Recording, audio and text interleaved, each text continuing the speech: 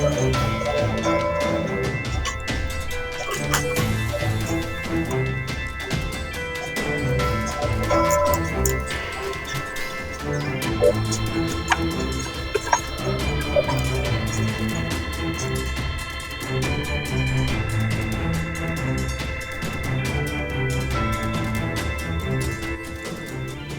everyone, Eric Watson here, freelance writer, player of games, writer of words, recorder of videos, and tabletop role-playing aficionado. Welcome to our weekly live stream Dungeons & Dragons 5th edition online role-playing adventures. So remember to click it over. I had to mute you, hun, because I'm getting a lot of noises. If I can turn you unmuted. Try it now. I'm trying it now. Okay, that seems better. I think it was picking up, like, everything. I still had the microphone on from my laptop. I turned it off. I think that was part of it. I am joined, as always, by my awesome friends. Chris, playing Noir Detective, Human Rogue, Mannix. Hello, Eric. Heather, playing the wickedly silent but deadly half-drow rogue, Kaless. Greetings. Rochelle, playing the popular and charismatic Triton Bard, Gillian. Hello. We'll skip to Reese, playing the undead-hating, animal-loving, hill dwarf druid, Theron. Raymond was unfortunately not going to be here, normally playing our naive but lovable turtle fighter, George, currently out of the country on vacation. We wish him all the best. We stream our sessions live on YouTube every Friday evening. Catch up on previous episodes on my YouTube page, as well as read weekly session write-ups at roguewatson.com. And He's watch here. my... I don't think I wish him the best. Yeah. There he is. Iceland? Iceland he's currently in, yes. Yeah. Watch my behind-the-scenes No Players Allowed live series Crafting Annihilation on Thursday mornings. If you'd like to support my channel, go to patreon.com/roguewatson. Personal shout-outs to patrons at the platinum level, Andrew and Brian, and gold level, RPG Papergraphs. Thank you all for your support. For our campaign, we use Roll20.net. For streaming, I use Open Broadcaster software with Streamlabs. Guess what I didn't do? I didn't write a previously on thing. Wow. Just you don't have to. Do what Christopher did. Use your recap. Well, unfortunately, your previous... We talked about your this last recaps, week. yeah. Eric's previously on. I'm so not used to having to write them now. I know. His are from like the DM perspective, not from a narrative like here's what happened last week. So this is going to be a normally we have a nicely typed random one. I just completely forgot to do this because I am not in the habit of being the DM anymore. So previously on Tomb of Annihilation, our heroes all had their own motivations to get to Chult. They arrived at the docks in Baldur's Gate and found a ship called the Brazen Pegasus, captained by a gnomish captain, Captain Ordame Swift and Dark. Captain Swift and Dark was expecting to ferry a group of reinforcements from the Order of the Gauntlet, which our heroes didn't really pretend to be, but kind of worked out a deal that they would go ahead and accept to be on this boat, even though they didn't have the coin for passage. On the boat, they also met one of the reinforcements that did show up, an Undrul Silvertusk, a half-orc, who explained to them that that she was going to reinforce a camp along the jungles of Chult, and gave them a little background information about Raznisi and Warlord, and the fact that the jungles of Chult are crawling with undead. On the boat, through Undrul, they also learned about the Soul Monger. A Lich Acerak had attacked another Lich, Renwick, as well as the Paladin Kalinar, and stolen a phylactery, and pieces were put together that they think that Acerak may be behind this death curse, which is slowly killing those who have already been killed and brought back to life, is the death curse.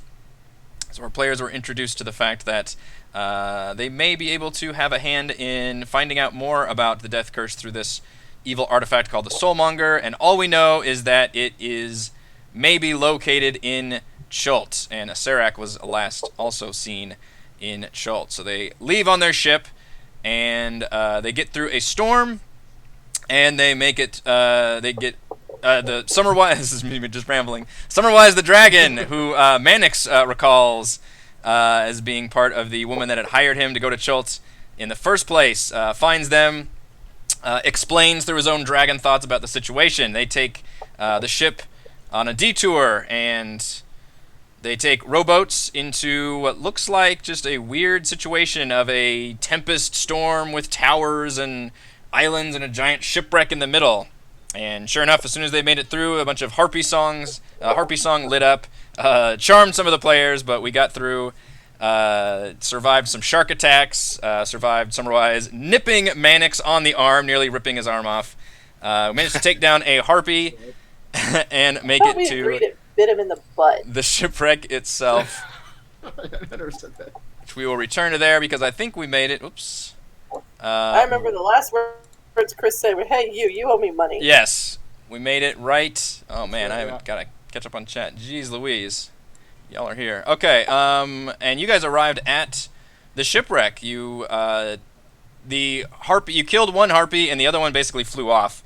And as far as you know, the area is clear at the moment. And then this woman has just kind of a hatch opened up, and then all of a sudden she just kind of blinked out of what looked like invisibility. And yeah, Mannix stood up and is kind of yelling.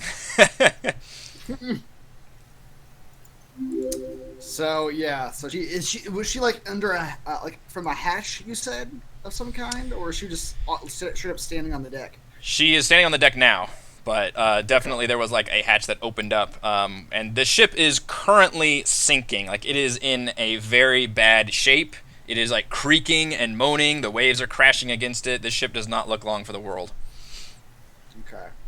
But yeah, you see the woman with blonde, curly hair, mixed traits of both elf and human, and something else. You all see what kind of you think are freckles turn out to be just patches of golden dragon scales. I don't remember if I showed you guys a picture last time, but we can do that now. I don't think so. And the woman looks quite injured and exhausted. But she still kind of walks towards you with a purposeful stride. Let's see if I can... Okay, there she is. Okay. You guys can see. And as soon as she does, Summerwise leaps off from wherever he was on one of the boats near you guys and flies toward her, doing several just rapid spins around her body before settling on her shoulders. His tail is kind of whipping about excitedly, and you get those weird thought feelings coming off of him, and you just feel strong emotions of joy and friendship and love, and it's just you're almost bursting into tears because just this font of emotional energy is so strong. Celeste rolls her eyes at that font of emotional energy. I'm dead inside. Mannix is gonna say, Sundala, can you get that dragon under control? She kind of she looks at all of you as like, you know, oh, this is thank goodness. Then she sees you and she's like taken aback. And she's like, Summerwise, of all people you find to bring back, it had to be this one. And she kind of glares at you. Yeah, she glares at you and says, Summerwise here saved my life. Every time one of their songs took hold, he'd nip my arm, bringing me back to my senses. And then you see the dragon kind of puff out his chest a bit and then look at you, Mannix, and then he just kind of, you feel feelings of guilt and regret and shame coming off of him when he sees you, like, holding your arm. Nip, right.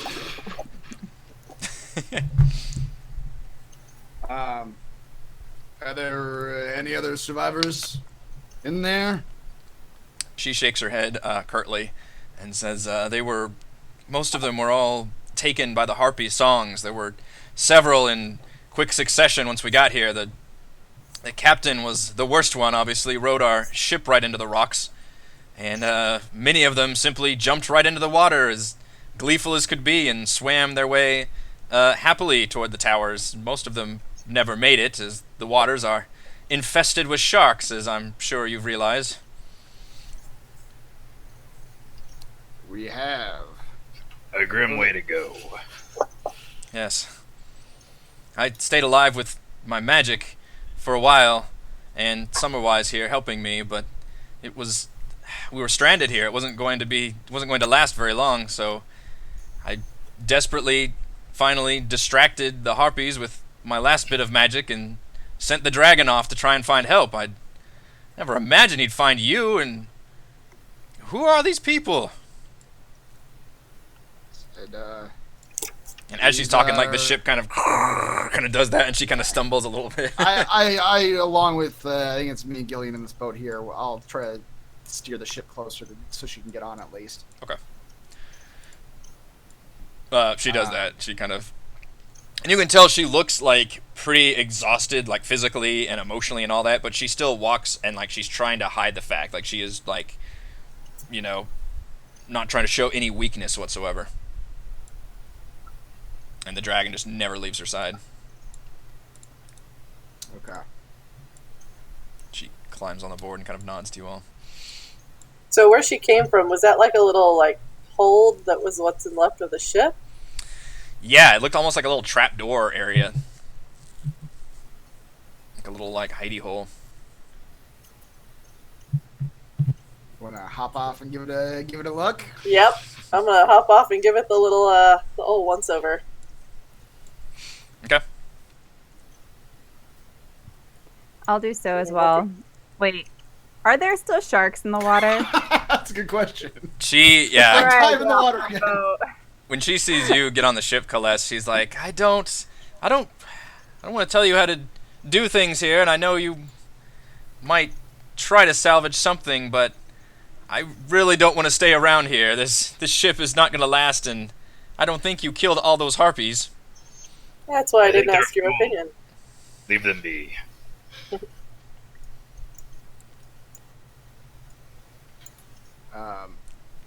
Roll a perception check, Celeste. Ooh. I don't think perception is my strong suit.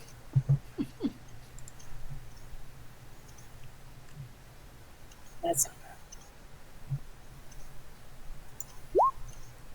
not bad. It is not.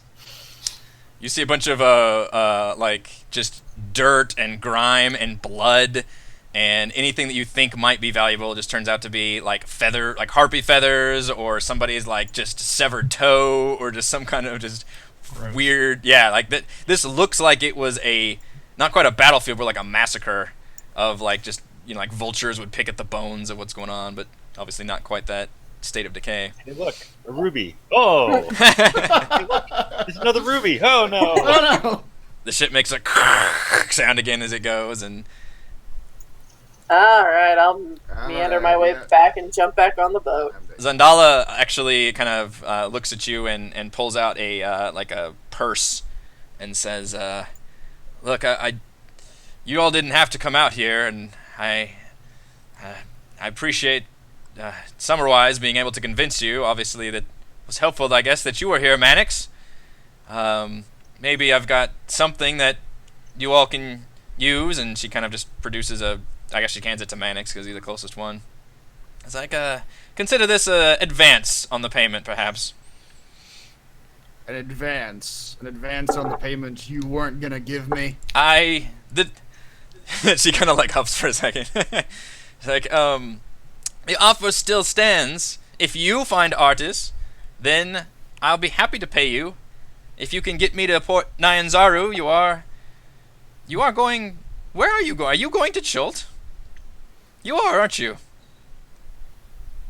I was coming after you specifically. All the better reason then. Bring me to Port Nyanzaru. I can get a line of credit, and if we find my father, then we will pay you. All, I guess. I didn't know you had so many associates. It's, traveling companions. What's the pay? She kind of folds her arms and says, "What did I don't know what I agreed with her beforehand either. We never discussed that." No. This is your chance to say some ridiculous amount. Yeah, this is the part of the movie where she like pass the number back and forth, but nobody says anything because you want the audience to think it's a big number, but you don't know it's a big number to the audience. So. Right. What do they think is a big number? Guys, stand the test of time. Yeah. More than 1-0. She whispers to me, "Oh, that is a big number."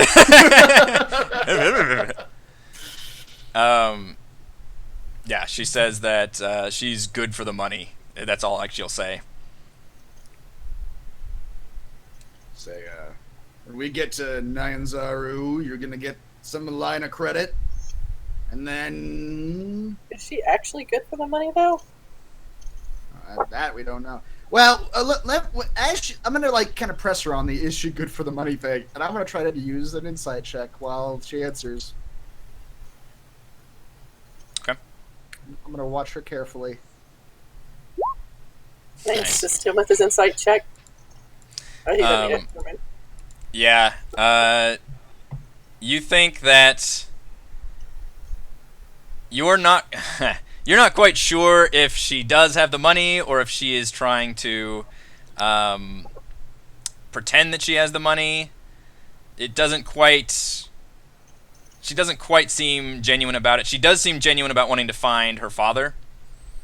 Is he your And father? about obviously being rescued and everything. In terms of the money, if you look at her, she looks like she has at least some money. Yeah. So based on what you can see and her mannerisms in over there, like suggest maybe some kind of refinement, at least schooling and that kind of thing.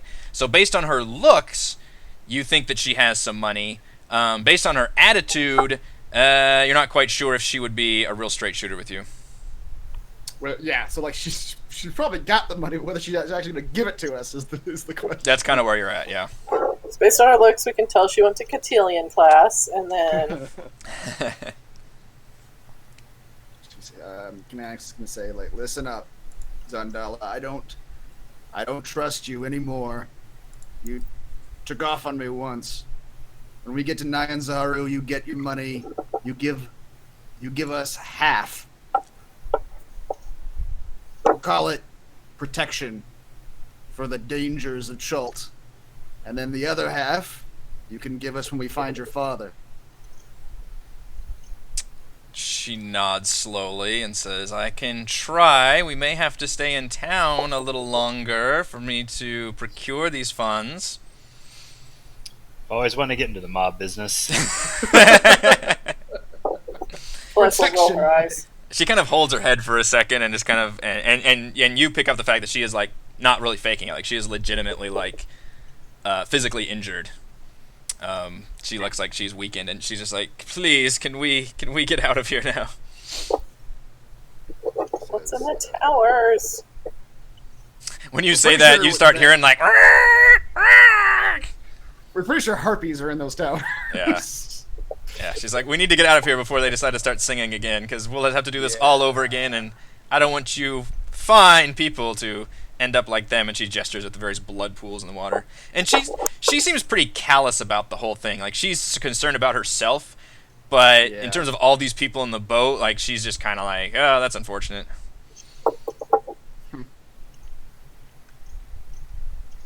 So yeah. So okay. Well, let's get out of here. Okay. Whether or not you're stuck with us now, Zundala, you take off on us again, you won't have a bunch of ex-employees. You'll have a bunch of enemies. You understand? She smiles at you devilishly and doesn't say a word. Look, I just met this guy. I don't know what he's talking about. I speak for all these people. That's right. Okay, you all make it out of the. You can turn your ships around and kind of make it out of there. And like right when you're starting to leave past the towers, you hear like in the distance like that song like starting up again. But you guys have made it past that point, so you don't hear it from there. I feel like I should be slightly horrified at the fact that you put little blood pools in the water here. Gotta sell the blood pools. That's right. That's what the sharks are. That coin purse that she did hand you, Mannix, Oh yeah. contains 50 silver pieces and 20 gold pieces. She mentioned that is basically everything that she has on her that she was able to keep on her during the chaos of the ship attack. So you guys can split that up as the loot from the ship. All right. So what is that? 10 silver, 4 gold. Yep. Probably do that for George. Or he can complain when... He's got shafted. We kept your money. Yeah. All right, so you guys So make basically- it You guys make it back onto the ship, and Ortome obviously waves you all aboard, haul up the ships, takes quite a bit of time. Ortome kind of cocks her eyebrow quite a bit about this new person coming back and, like, not, crates and barrels of goods. Like, she was expecting, like, a salvage and not a rescue mission necessarily.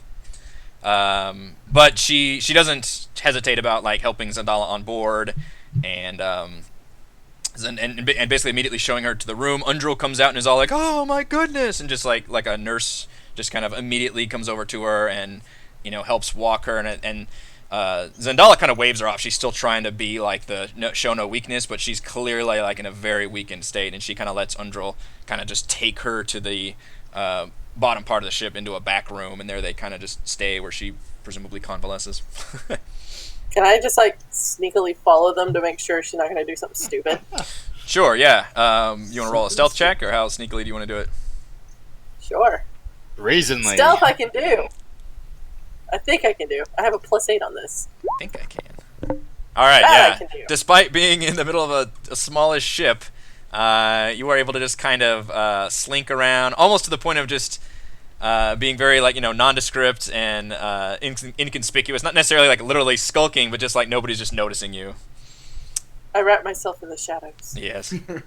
But, yeah, and it seems like Shadowing! as much as Zandala's trying not to show weakness, she's very much still injured and weakened, and Undril just kind of leads her into a place, and she, like, clears off a bed in a corner in one of the few, like, little private rooms in the boat, and kind of lays her down, and she just immediately, like, puts, like, a wet washcloth on her and says these healing spells and all that. So it looks like it's just legit, like, Undril's just helping, and Zandala looks like she is just fucking passed out at this point. The dragon never leaves her side still, just kind of runs around, and the first time Undril comes and, like, does, like, a healing spell, the dragon, like, comes up with, like, a stinger tail and immediately gets in defensive mode, and she has to, like, back off for a second, and then after a second, the dragon backs off. Ortome turns to you all and seems very impressed by the fact that you came back from this ordeal. I assume you explain kind of what the hell happened, and she very much asks, like, what was that? Impressed we came back alive? Yeah, right. Well, yeah, especially because many of you seem a little bit injured from those events, yeah. I have to apologize. Say sorry. There was no loot to be had. Nothing but a sinking ship and a bunch of dead bodies. Ortome says, "You all seem far more capable than I was expecting. If I'm being completely honest, I may have a preposition for ye. If you haven't guessed yet, I'm a smuggler by trade. Not quite a pirate, but not entirely legal. Of course, what is or isn't legal is up to the merchant princes, and if you bring the right goods and grease the right palms, well... Anyway, I'm looking to get into a new business, one that's free from the princes. I want to do what I'm doing now, taking folks to Chult. Folks will pay real money to charter expeditions into lost ruins and whatnots, but I'll need the locations to back it up. That's where you can come in. You get me the location to 2 sites, 2 of the most requested ruins in Chult. I'll let you use me and me crew's services during your stay in Chult, free of charge. As an upfront bonus, I'll share with ye the map I've been piecing together. It's not exactly complete, mind ye. I've seen the coastline, but the inside of the jungle's a bit of a mess. But it's a start. You can use me map, find these locations, and get back to me. I'll let you use me ship, in case you feel like hopping around the coast, savvy? Just, this is like a long string, too. She says it, like, far even quicker than that. Well, I kind of, like, as you were talking and then you say savvy at the end, I've got, like, Irish Johnny Depp, like, So- pictured in my head. your accent also Started went Irish, into but Jamaican for a little bit. It did, yeah. I totally fell off the accent. That's gonna happen. That's definitely gonna happen. I was so entranced by the accent, I kind of Yeah, missed what you me said. too. I was like trying to like word to word, sort of like, ooh, what is it now? I think it's Jamaican now. Oh, it's back to Irish. Ooh. Yep. You know what? She's from several different places. Yeah. She's a from world around. traveler. She's got a unique Very culture, well. and her voice reflects that. All right. Now you've got the right tokens. I had the wrong ones on there. I'll take a token with full health, that's fine. So, and she explains the two, and so she's got a map that she's willing to share with you all of Chult. It is an incomplete map. It basically has the outside coast, which she's seen, and then a few of the areas that she's managed to piece together from doing all this research, based on reports and expeditions that have gone before and all that kind of thing. And then she explains that the two sites that she needs the location of is Oralunga and Nangalore. And I guess I can go ahead and show you the map. Yeah. Are these supposed to be like ruins of some kind? Yeah, if you want to ask about them. So Yeah, this I is will. the...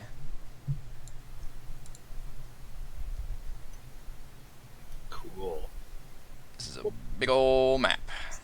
It is very slowly filling in hexes for Yeah. me. Like the whole thing is just. It's gonna, yeah, those are all individual tokens. That is literally like a fog of war that will be revealed as you guys travel. Oh man, so it's loading a bunch of tokens. Yes. The way it's loading is fascinating too. It's like doing the. It has to like draw it in, yeah. I think it's probably the way they were originally put on there. Yeah, so this is the map. Order. Yeah. This is the map that she shows you all. And this is the she says this is the most complete map of Chult anyone has. This is like her dream project is to map out Chult, because then she can be the exclusive provider of like expeditions to Chult with accurate information. But she says there's two sites that she really needs information on.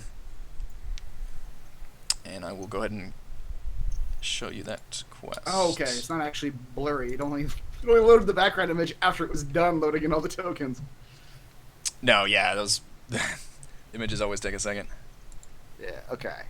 So we're at the north end here. You guys are not in Chult yet. You're actually not even on this map right. yet at the moment. She's just telling. But- She's but just showing Port you this Nyanzaru map. is where Yeah, we're Port going. Nyanzaru is your. Oh yeah, I shouldn't have put your token there. You guys are. That'll be our token in a second. Yeah, you guys are still up quite. You're not even on this map yet. You're still up there in the Okay. water. But yeah, obviously she's mentioned Port Nyanzaru as being a location. Chat wants to know when the captain's going to ask about her Lucky Charms. All right. I totally fell off that Irish accent too. And her bobsled. I need my Lucky Charms, Diana. Hey, she's from different places. You know what I should have done is I should have watched the video of me fucking doing the accent so I could remember what she sounded like. Totally lost it. At least you're still doing it. Yeah. Okay. And what do we get in return? She says that she will give you her boat in terms of not like hand you the keys, but you can use her boat during your adventures. Once you find these locations and report back to her and give accurate information just based on this, which this map will be your real time like charting it. And she says once you've got those locations, your reward will be that you can use her boat for the rest of your adventures in Chult, essentially. It's pretty sweet. It's up to you. Because we can take a boat inside a giant island. The way I see it, we're already pretty much gonna be destined to head into the middle of this jungle anyway. Might as well take a contract if it's something we run across. She kind of claps her hands. Excellent. Exactly what I was thinking. You see, Greg, this is going to be a great idea. This will be the next step in our career. She just got like super excited. And Greg just kind of goes, His frown deepens. You can see on there's Camp Righteous, which is the place that Undril Where is it? wants to go. Oh, down the. Okay, Yes. Down the river Soshenstar from Port Nyanzaru. Which, guys, a single hex on this map is 10 miles, to give you a... Oh, that's a lot of miles. Yes. So it is not a hop, skip, and a jump away from all these different locations. Is the ruler accurate? The ruler is. It accurate. sure is. It's about 110 miles from Nyanzaru to Righteous. As the Pteranodon flies. Yeah. Well, at least it's up a river. We can just go right up the river. Yeah, I'm gonna ask her about that river. Is that river? Against the current, though. Is that river traversable by her ship? No, it's Oh. it is She she Lassie. What a dumb question. I know my art skills aren't very good, but still. No, but she does recommend getting a canoe or canoes in Port Nyanzaru because traveling by river is generally safer and faster than on land. Okay. But no, it's not big enough for a More ship. water travel. Yeah. Yeah, So it's a canoe-sized river. Not it is a ship-sized canoe-sized river. Yeah, I mean, picture like an Amazon river. It's kind of that, river. Yeah. you know. The Lord of the Rings, end of Lord of the Rings river. The end of Lord of the Rings river. Yeah, you know, they take the boat up the river to die. Yeah. Oh. They're all in canoes. Yeah, okay. I still don't think he gets it. If I say yeah, okay, we'll move on. Take a break while Erica watches that's Wolverine. Oh yeah, that wasn't worth it. Never get those 12 hours back. No. I have to watch the entire 12 hours. And The Hobbit. So yeah, and those two sites which are not on the map because those are one locations knows that where she they wants to know. Yeah, she's not sure. Obviously, she says you can start asking like in Port Nyanzaru and just ask, what you come across and try to do your own work to find it. She does know that Oralunga used to be a city of Yuan-Ti, back when the Yuan-Ti were an empire that spanned, most of Chult. But at this point, there's just nothing but ruins left, and probably not even much more than that. And then Nangalore is the ancient, hanging garden palace of an ancient queen that used to rule in this area. So both of those are they're both very highly requested, exploring ruin sites that people have heard of, but is one of those nobody knows the location of. So. Well, does she know any landmarks or things like that would make sure that you're on the right path? Not here's the landmarks that are completely around it, but if you find these certain things, then you're in the right direction. She does not, but she says that's an excellent point of query to start asking around for, basically. It's to where she was I would tell you everything I knew because I want to find these locations if I knew, but she doesn't spend a whole lot of time in Chult or even in Port Nyanzaru that much because she's busy going back and forth. So, we'll return to the boat as it is because we are not quite in Chult yet. No, we can just go to Chult. Go to Chult. A full day passes. Yay, full health. Through which, you guys get the benefit of a long rest. There's no long rest button this time. Oh, really? I didn't think about that. Nah, that was kind of convenient. The other sheets we used. There's no long rest button? I quit. No. That was nice, yeah. This is barbaric. How is there no long rest button? Oh no. We have to reset everything?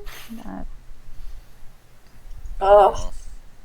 Hashtag first world problems. Hashtag millennial problems.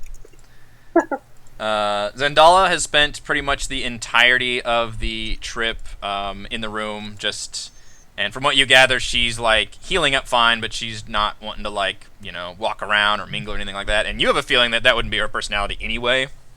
She seemed very aloof and kind of condescending towards people. But she just doesn't you see Undril occasionally, and she just kind of will say that Zendala is healing very well. And then Ordome mentions that you're only about a day away from the Bay of Chult. You have been on the ocean for approximately a week at this point. And you should be able to spot the mouth of it by the evening. As the sunset approaches, you hear a single word ring out from the crow's nest: "Ship!" Within moments, Ordome has a spyglass in her hand, and she begins cursing. "It's the bloody Sturge! Damn!" Even without a spyglass, you all can see the unmistakable shape of a ship in the distance, directly in front of you, and then one of the crew kind of passes around a spyglass to all of you as a courtesy. The first thing you notice is that this ship is much larger than the Brazen Pegasus. The second thing you see is the flag. It is black with a white skull perched atop two crossed tridents. Uh-oh. You hear Grig mutter, This could be fun. I Can we go around, Captain? Orderme says, we are faster, but he's directly in our path, and he bloody well knows it. And one of the random crewmen says, if we can make it to the bay, then Arameg will... And Orderme says, Arameg will destroy us if we don't stop and pay the tribute. She won't bloody care if we're running from another pirate. Lascalar knows that too. Orderme sighs and turns to you all. The only way to Port Nyanzaru is through him. Lascalar's a local pirate. I did mention that Chult is full of him, yeah? He's neither monster nor reaver, just an ass who lays claim to all the treasures and trinkets that come through here. If he sees you all, he's like to take and interrogate you, and that's putting it nicely. Best we just let him board and give him a cut. You all need to lay low and stay out of sight. He doesn't know I'm in the people business. I really want to kill this guy now. You have other cargo you could pass off as what you're really doing out here? Yes, I didn't leave Baldur's Gate without goods and things for the princes in Port Nyanzaru. But you all, I'm worried. You're quite capable, but he's got twice the number. You have some place to hide? I'm a smuggler. Of course I do. Well, you just told us you never smuggled people before, so... It's true. It's a valid question. It might be hard hiding this one. She kind of points to the George the turtle. But that one looks pretty good at hiding. She points to Celeste. Can I try to stealth into the shadows?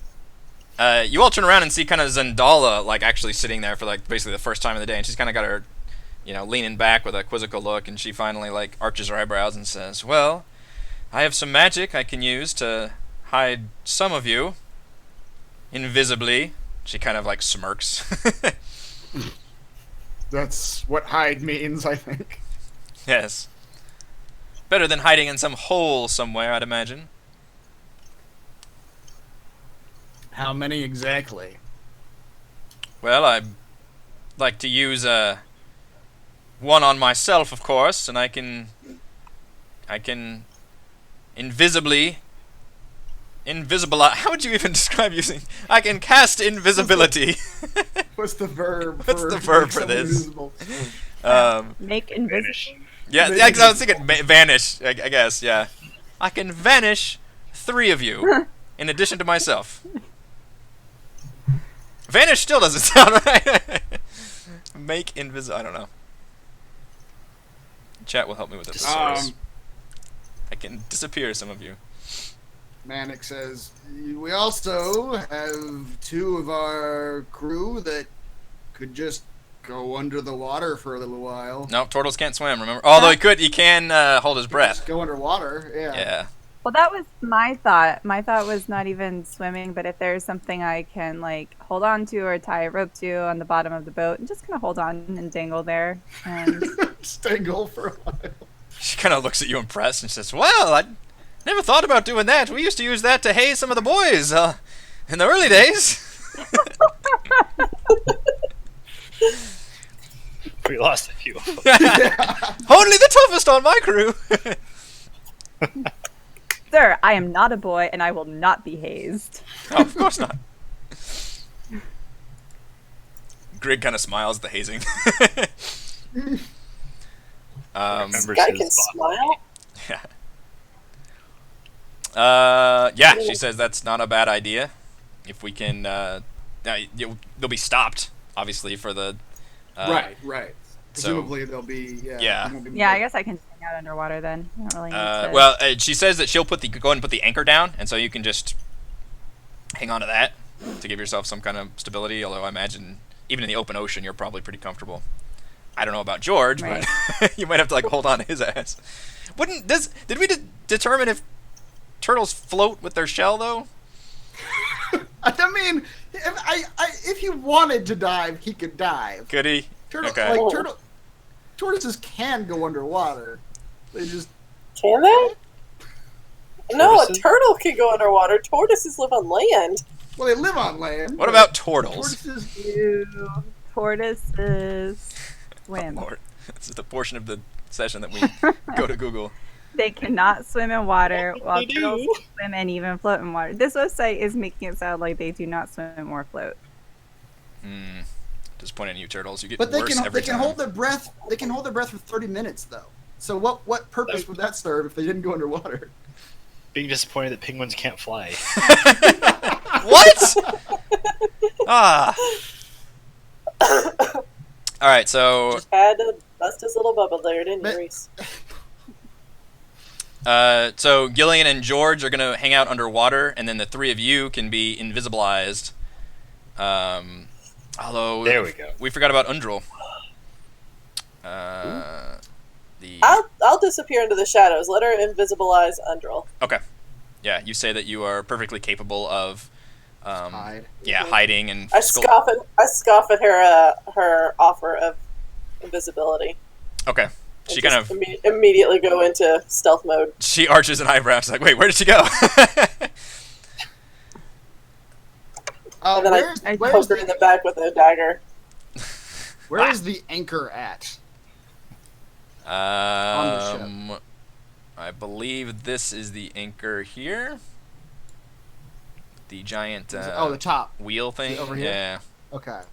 Is that where the pirates are going to be coming on board? This is me. I guess me asking the captain. So the pirates will probably come on the port side, which will be where you are now. Okay. I would suggest that those of us who are invisible to stand on the far north corner of this ship. Just stand there invisibly. Invisibly. Stand This is the meme where it's just like the caption is "stands there invisibly."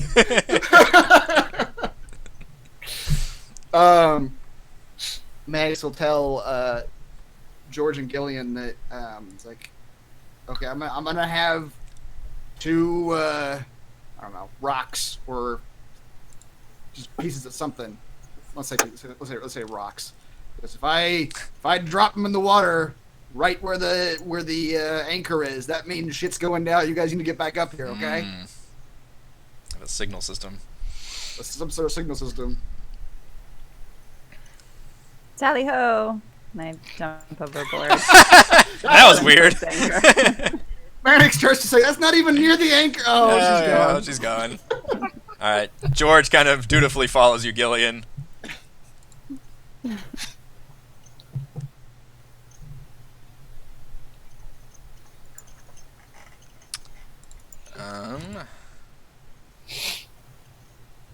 So where are you going, Colas? You're just gonna go down below deck? You broke her. I broke her. Oh, she said doesn't know. she just texted me and said her computer freaked out for a second. Okay. Give her a second to rejoin. Yeah. Yeah, and Chris, you did long rest at some point. All of you should be at full health. Am I not? Don't think. Oh, yeah, you should be. Why is your I token think it says not? 8. Yeah, you're right. My token says 8 of 8. Yep. I don't think my tokens are tied to my character sheet. Oh, they're not. Yours is screwed up. Okay, I thought I fixed all this. Because I just looked at my character sheet and it said 8 points. Then the token on this Yeah, map I need said to. 4. This is. Yep. My bad. Go to the other one. I think yours might be the only one that's left, and that was confusing the hell out of me. Should be on HP technical funsies, and this one should be on AC. Alright, if I click save changes there, and then open your sheet, and then I think I have to remove your token and then add it now that it's fixed. We're okay. And I think that'll fix it. I think everybody else's should be fixed now. Do you see me? PC. Hello. Hi. HPAC. That was fun being on the GM layer. I had to refresh. Oh, why does that not have AC on there? It does not like your token. Oh boy. I was asking you, Celeste, where you're gonna be hiding in the shadows at, like below deck. What do you do in the shadows? That's private business of what I do in the shadows. Very dry New Zealand humor, I think. Yeah. Yeah, I'm gonna stay somewhere where they wouldn't expect to find people. So kind of like in that in between above deck and below deck, you would expect people either be on the deck or below the deck. So just kind of find like an alcove in that hallway type place. Okay. That seems like a good idea. In the below deck? In the in between, yes. Okay. In Which the Stranger in Things between. happened. Yeah, that's what I'm thinking. I've never seen that show. All right. That's my husband's shark hand. So Zendala will cast Invisibilize. Where is she? I haven't dragged her out of the room. I Oh, think, she's not yet. there yet. Okay. She's already invisible. Aha! Yep. Invisible. And yeah, you all can. I don't know if you want to. Level 5 slot. She's back. Yes. Yeah. I mean, yeah, that's metagaming, but I was gonna say you can roll an Arcana check or just tell that she is casting invisibility at a pretty decent level, to where you're like, oh, okay, she's capable of some spells. Yeah. And she targets herself, Undril, Theron, and Manix. Is that correct? Yes. Okay. You guys are invisible. Sorry, invisible icon. Maybe this eyeball. I don't know.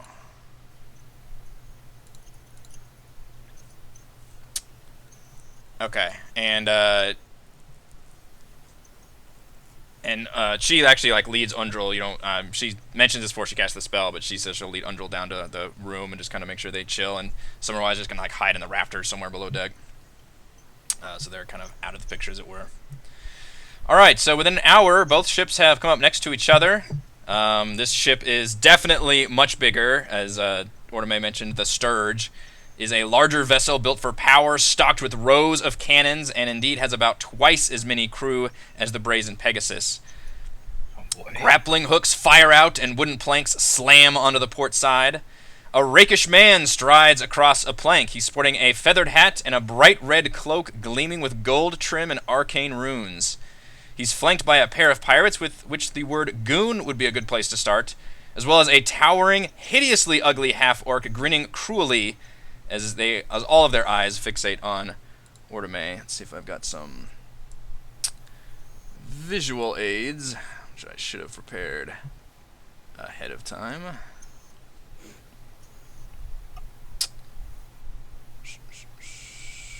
Not gonna be in that section. Probably gonna be in. There he is. Where are you at, my boy?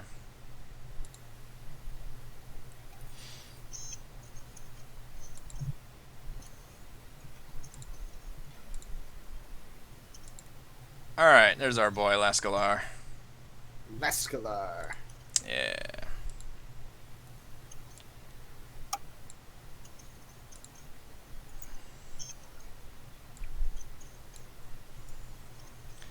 This veritable army of pirates has boarded the ship.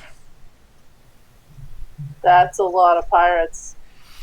Last to join is a haggard man with dirty robes and wild hair, and he mutters and twitches as he walks, and the others are careful not to get close.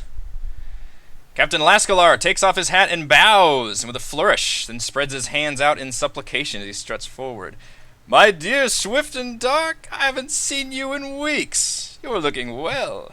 You know the offer still stands. Ortome is there with Grig, just obviously very much glowering, but still looking pretty apprehensive at obviously all of these crew numbers. And all of the crew is very much just kind of doing their thing. They're like stock still. I didn't invite you on me ship, Lascalar. I didn't join your little boys' club and want no part of it. I thought we'd be leaving each other alone. I'm hurt. You already insulted the Trident by not accepting our invitation. It's the best thing to ever happen to organized piracy here in Chult. Yet here you are still playing the smuggling game. How many days at sea do you put your poor crew through? And he's very much like speaking to the audience at this point. We've got a nice place here in Chult, you know.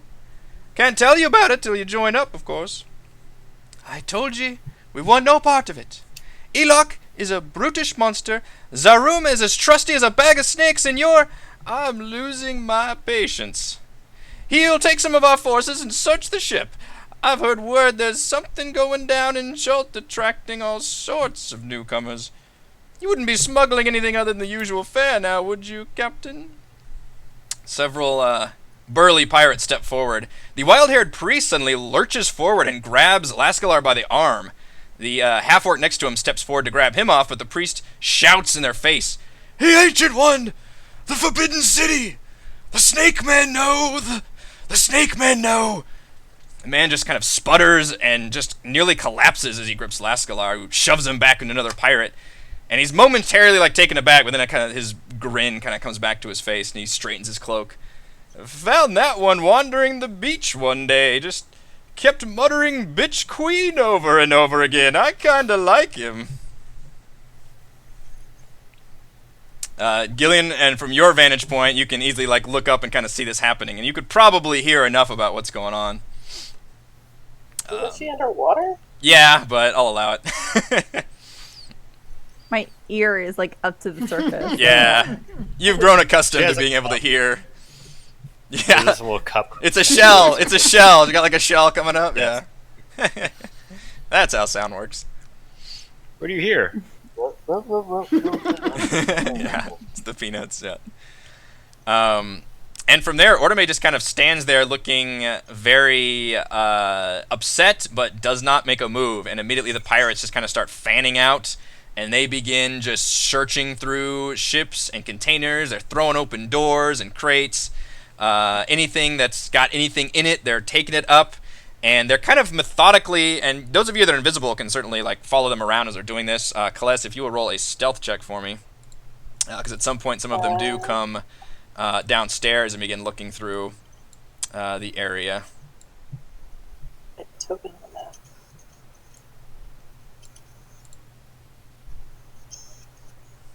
See what happens. Don't fail. Pretty much, okay. That's that's definitely good enough. They don't have any idea you're there. But they seem like they are just taking not like everything, but they're taking a percentage of everything.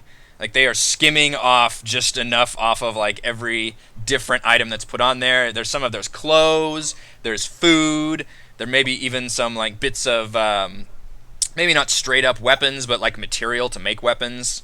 Like metal, like sheets of metal and that kind of thing. Just all kind. You realize that Orome has been like just taking all kinds of stuff, various goods, and these guys are taking a good chunk of that. And all the other pirates just do not. The native crew of the Brazen Pegasus, they do not do a thing about it. They just let it happen. Including like Orome and what Griggs is that his name? Yep. They look okay with this. They don't look okay with it, but they are not doing anything about it. They look resigned to the fate here. Okay. Yeah. It's a lot of pirates. You can see the numbers. Yeah, you can see the numbers, and the numbers don't look good. Yeah. But otherwise, there are no major incidents that happen. They kind of take crates of things and take them back aboard the ship. This probably lasts like a good, hour of just them like just taking shit and just. They're not really wrecking the place, but obviously they're making a huge fucking mess. Too, like, cause they're just shit's getting opened and taken, and there's spilling shit everywhere. They're not necessarily like trashing the place, but they don't have a lot of respect for it either. Since I'm stealthing around, can I move like boxes, like when their backs are turned? Can I move like a box in the way to make them trip as they're going back up the stairs? Sure. And Yeah. hide again. Yep. Yeah. One of them turns around and goes and has like a crate full of stuff. Just falls over this crate that's in the middle. Didn't even think to look down. That crate was not there earlier. And just all the shit that he was holding and standing there, he picks up. Which one of you did that? And immediately, like the nearest crew member is just like fucking pale as a sheet. He walks over to that crew member and like shoves him up against the wall. Like, you watch yourself.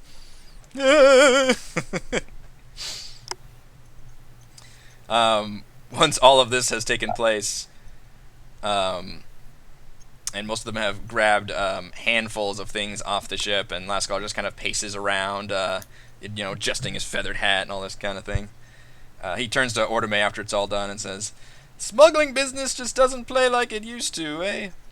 Consider this your payment as a non-member of our organization. Of course, if Elok catches you instead of me, he probably won't be quite as charming.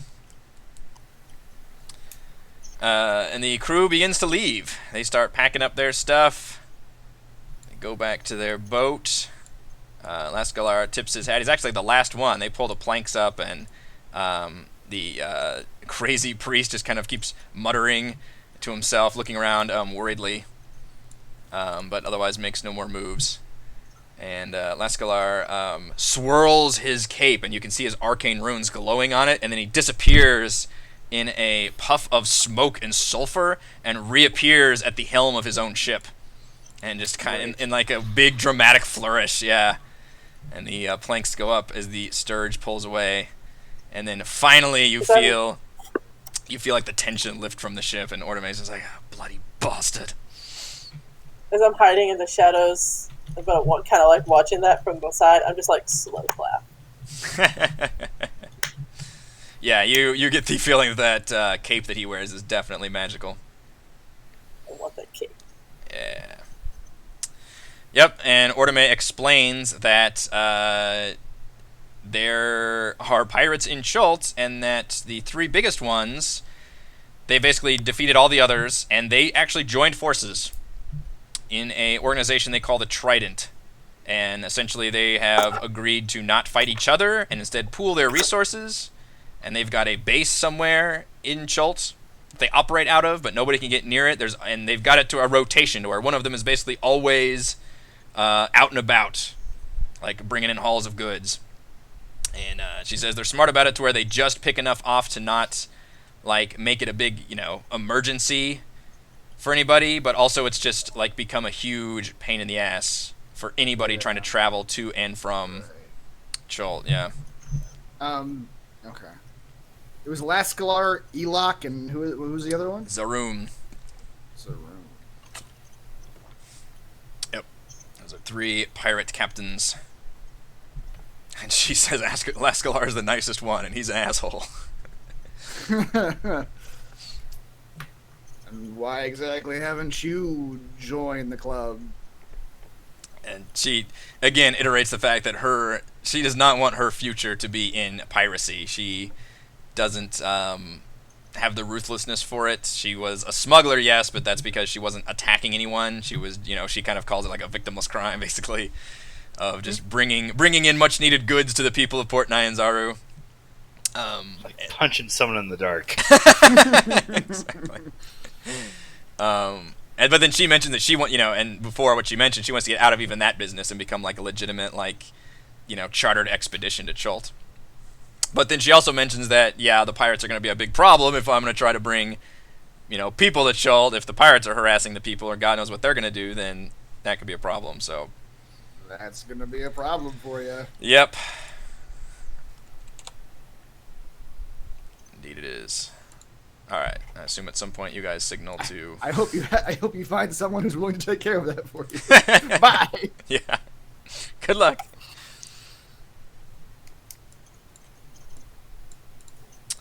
All right. No incidents there on the day. On the 8th day. I guess we can go back to this map. Orome points out the Bay of Chult. Though she appears apprehensive, she does explain that no pirates will bother you once you enter the bay, but you still have to pay tribute to the Guardian. Is that the local government? At this, she kind of smiles and says, no, not quite. We can actually switch over to the...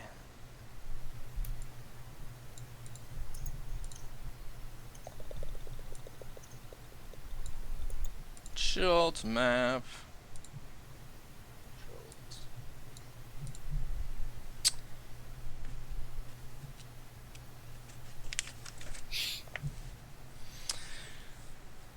All right, and as you steer into the bay, and there are nice mountains on one side with and you even see in the distance like huge winged creatures like flying about kind of the cliffs. On the other side, just like pure jungle. as you enter these waters. Oops, that's not the right one. That one. And the sea ahead suddenly roils and churns, and waves crash over the bow of your ship, driven by saw-toothed hills rising from the heaving foam. Water streams off the rising crags like rivers crashing down a mountainside. At last, the emerging island stops growing in size, although the sea around you still tosses your ship like a drifting feather. Then a huge blast of steam erupts from the waves, as well as a sound. Is this normal, Lord May? The crew seems kind of apprehensive, but nobody's like running around screaming. Through the drifting rainbow-crossed mist, you see an immense beak and a milky eye the size of a hogshead cask staring blindly in your direction. As the water calms, you also spot a dozen or more shark fins circling the ship. And I wave at the milky eye. Hi, Milky Eye. I regret coming here. This was a bad idea. bad news all around. This is the situation you find yourself in. Oh. Oh. As this gigantic dragon-like creature has emerged from the water. The dragon turtle opens its maw, and out comes what sounds to you like that. Just a string of sound and noise and steam rising up. And you realize this may actually be kind of a normal thing by the way the crew is acting. Yeah. And you hear over here, you hear Captain Ordame start like giving orders, and all right, grab what we need. And then you hear Greg whisper, "Captain, with the coins and jewels Lascalar took, we'll have to dip into our own reserves." At that, she glares very sullenly, which is not a very common expression for her, but kind of nods. And at this point, the dragon turtle and the ship are kind of circling each other like gears almost, because the way the water has been churned up still. It's like a mini whirlpool that this creature has created, so that you're both just kind of spinning slowly. What is that thing? That is Arameg, the guardian of the Bay of Chult. She, like most dragons, she demands a tribute. And respect. Very much respect. Dragons are very vain. And we have to give her some money. This is why, travel to Chult can be a bit expensive. Because we have to, pay the Guardian to get in and out of Port Nyanzaru. And you see the crew, has, several, chests. And they open the chests, and inside are piles of coins and jewels that you guys have not seen on the ship before. Clearly locked away somewhere. Yeah. So when I tripped that one guy, did he drop any like coins and jewels that I can go down and try to find?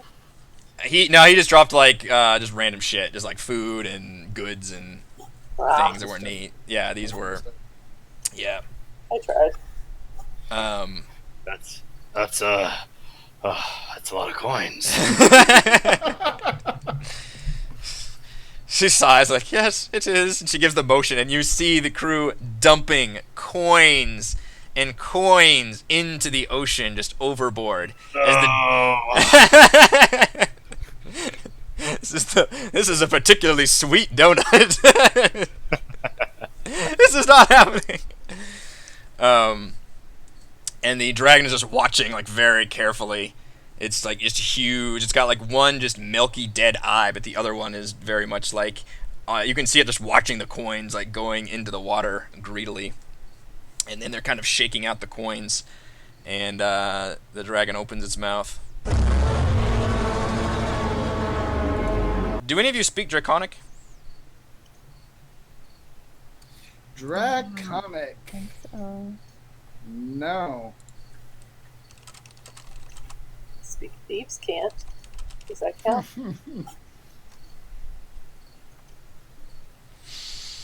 Where's that at? Nope. I mean, I It's on the left. Yeah. Like left column at the bottom. At the bottom, along with other like, proficiencies in languages. Thanks. Mm-hmm. Nobody? Nope. Still no.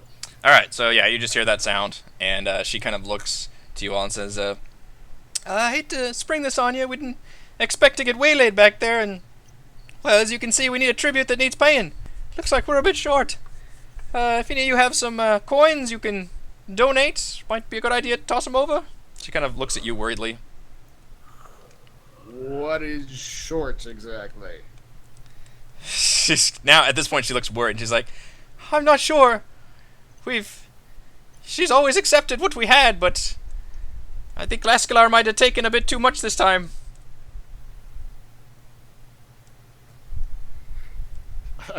I kind of hold out my hands like, listen, lady, I got 17 gold to my name.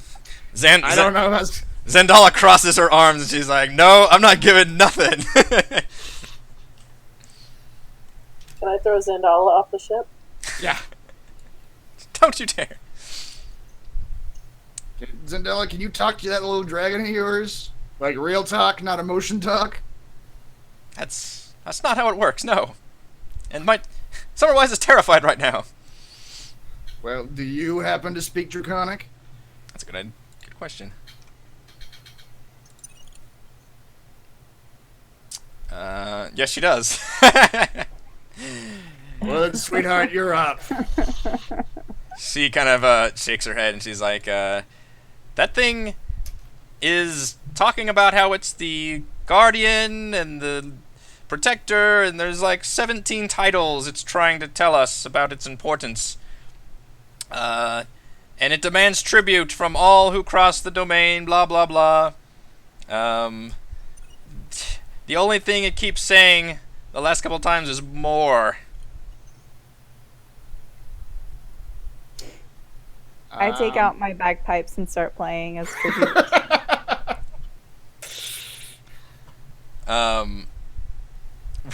Roll a performance check.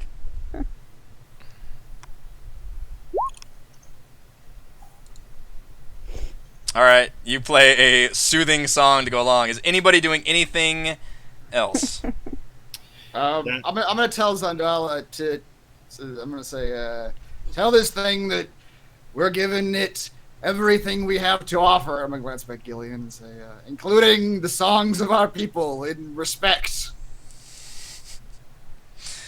Sandala nods slowly and attempts to, like, shout as gracefully as she can at the gigantic dragon turtle. In these, like, crazy, like, long, like, booming words and syllables. The dragon seems to cock its head for a second. And then all of a sudden the water just churns as the entire dragon moves, and this giant arm comes up and just slaps the ship. And I need all of you to roll a strength or dex saving throw, please. Does that giant turtle count as an animal? No, it counts as a dragon, in fact. I'm gonna go with the dexterity saving throw. It is a dragon, basically a water dragon. Nope.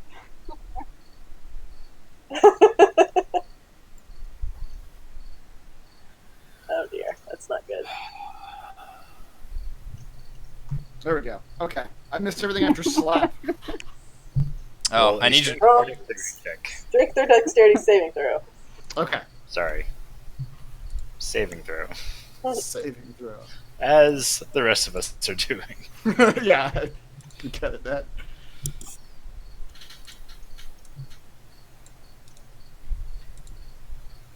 I don't think it liked your bagpipes, Gillian. Okay, I think you guys didn't do enough to contribute to the situation. He loved my bagpipes. The bagpipes were it did seem momentarily Bagpipes mollified were by the good, bagpipes. I need to, That takes me back. When I was a young snapper. George has got a hell of a save. Oh, not good enough, though. Alright, Oh no. George, Kaless, and Gillian, you are all knocked into the water. Oh no, not water. What about Georgiano? Georgiano. All right, Theron and Mannix, you guys are able to kind of stand your ground for a second, and the shark still looks at you gloweringly. Meanwhile, those of you in the water, you see those shark fins popping up again, which I mentioned earlier. At this point, Ortome yells and calls for ropes to come across. So we've got two different scenarios here. We've got the three of you in the water, George and the ladies, and then Mannix and Theron on the boat, and the dragon is still looking at you all expectantly, and there are sharks coming at you all in the water. What do you want to proceed right now? Mannix is going to like ball his fist, say, "God damn it!" Then I'm just gonna like baseball throw 17 gold at the dragon turtle. All right. You do that, and the dragon makes another sound.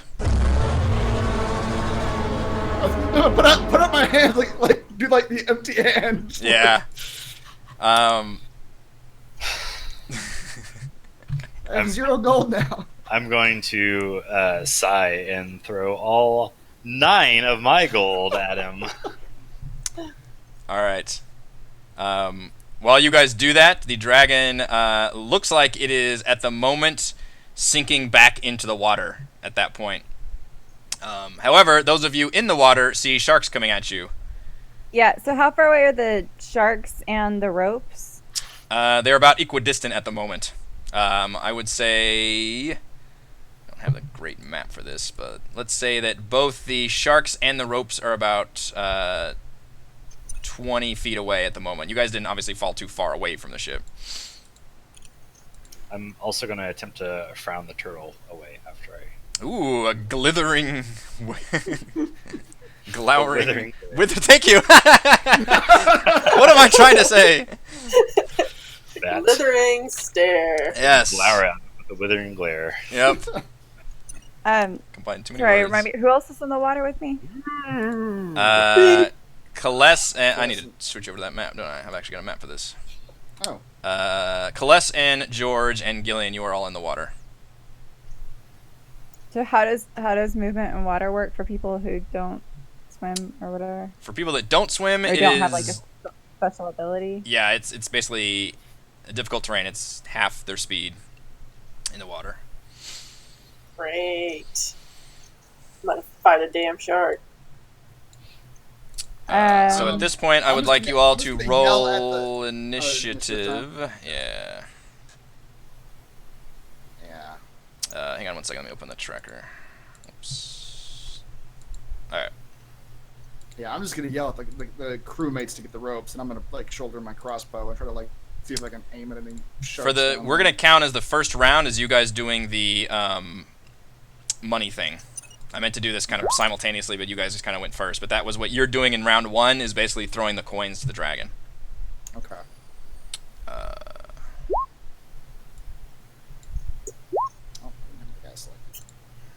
that's a good roll too. That's a terrible roll.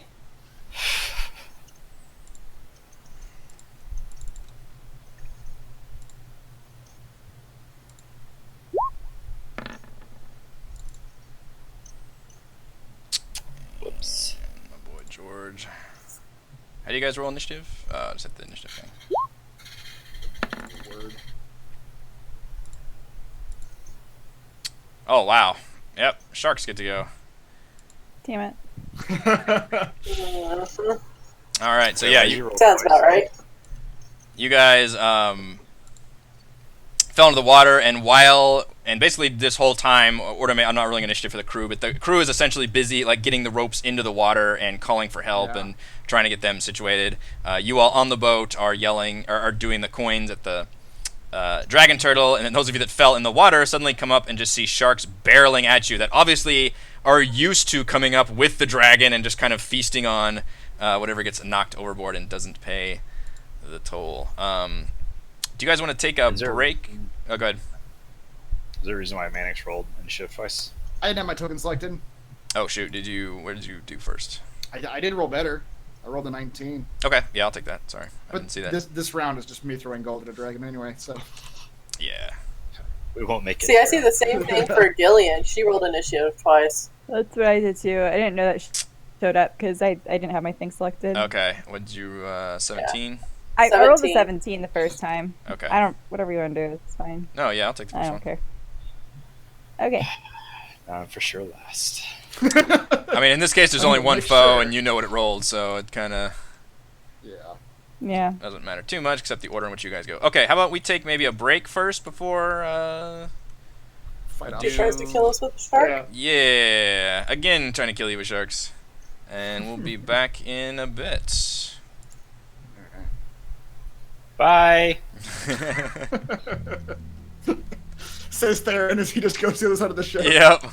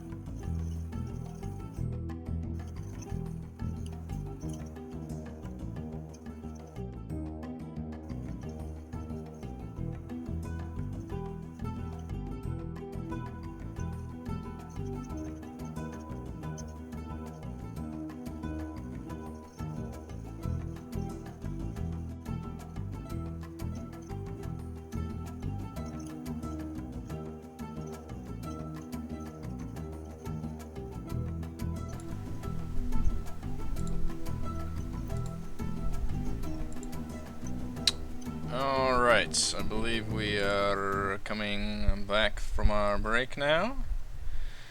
And you all are in a bit of a pickle. Some of you have been knocked overboard. Well, some of us. And it depends how you define pickle. We were just being accosted by a dragon turtle, so the situation we're in now is light in comparison. That's an excellent way of looking at it, and I will remind you of this when your friends are nothing more but shark chum in the water. Hey, what if I wanted to go swimming? Yeah. I mean, your wishes have been granted. I mean, these people we just met? Yes. All right, the sharks get the jump on all of you as you kind of turn and see ropes begin to be slung down into the water. Not quite there yet, however. And these sharks will conveniently each attack one of you as they swim forth.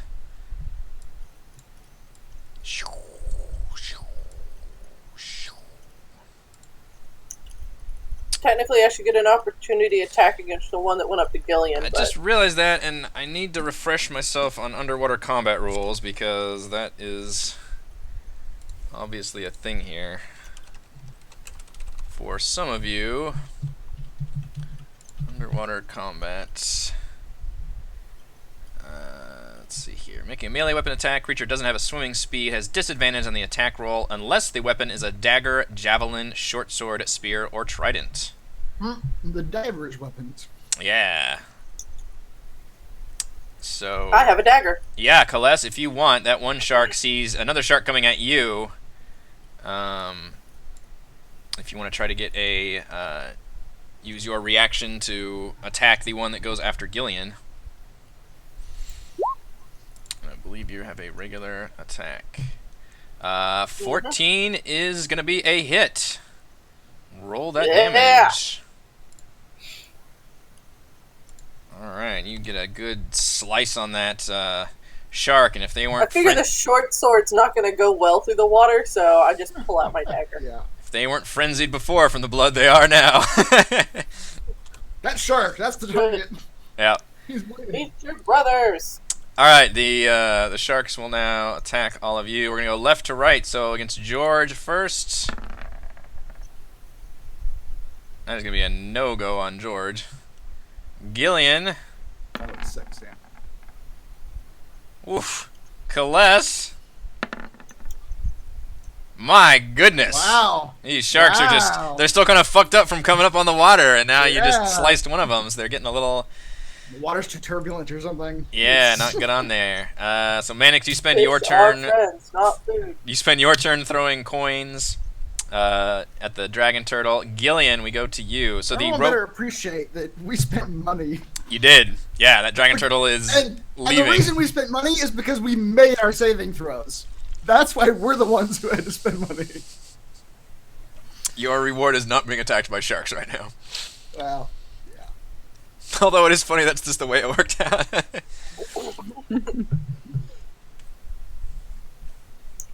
You were saying so the rope is it like 15 away? It is not quite in... Yeah, they're like in the process of throwing these ropes into the water at this point.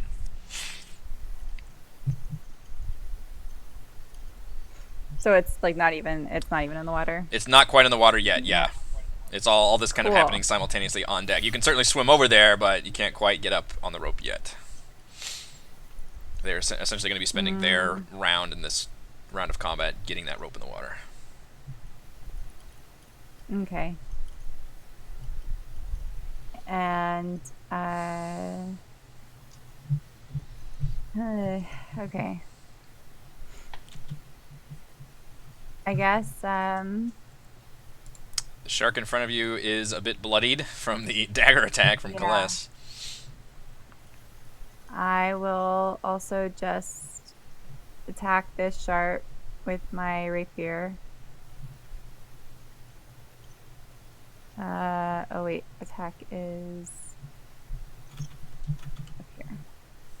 Hell of a hit. Absolutely.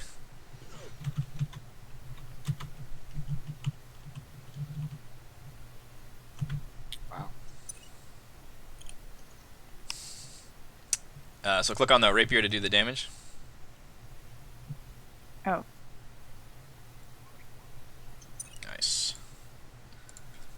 Alright, that shark is hurting now. I don't think that was the damage. I think she just clicked rapier again. Click the actual word under 20. Wait, what do I have to? Oh. What do I have to click? So The word where rapier? your 20 is, click the word rapier underneath it. Oh, on the thing. Okay, sorry, it's Yeah. different. Oh, that's less good. But there you go. Hit a 1d8 plus 2. Yeah, rolled a 3 damage. Alright, And my roll 20 is then- lagging terribly. I'm just gonna move. I'm pretty sure it's the, Back towards the ship. thing. So is mine. Huh. You said that's the advanced lighting? It's the advanced lighting, yeah. Mm. So it wasn't doing it on the pirate scenario. Oh, interesting. Can I turn that off and just have it be... Probably. Because it still has regular... Oh, that's the advanced fog of war, isn't it? Yeah, let's try Advanced to turn fog of that war, on. yeah. Yeah, because I think that is fucking us up. It's not making anybody drop video, but... No, it's just slowing all our roll 20s down, I think. Whatever, I had to refresh 3 times. Yeah. Alright, we'll see if that makes a difference at all. Alright, George will attack, I suppose. I don't have... so I think he does have disadvantage. Oh no, none if he uses a short sword. He's got short swords. He's got like 8 weapons on here. What the hell? Just strapped to his shell. Yep, that was George's, not the reef shark. Thought I switched to that. That is not going to hit. Kaless. Wait, so I can use a short sword and not have disadvantage? I thought short sword was one of the ones with disadvantage. No, let's see, what does it say? Disadvantage on the attack roll unless the weapon is a dagger, Oh, yeah. javelin, short sword, spear, or trident. Okay. Well, hell yeah. Pop that dagger right back on and grab that short sword.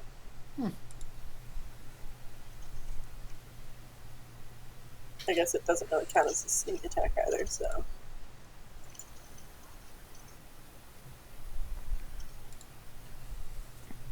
How about a 24? Will a 24 do it for you? Yeah, good lord. 7.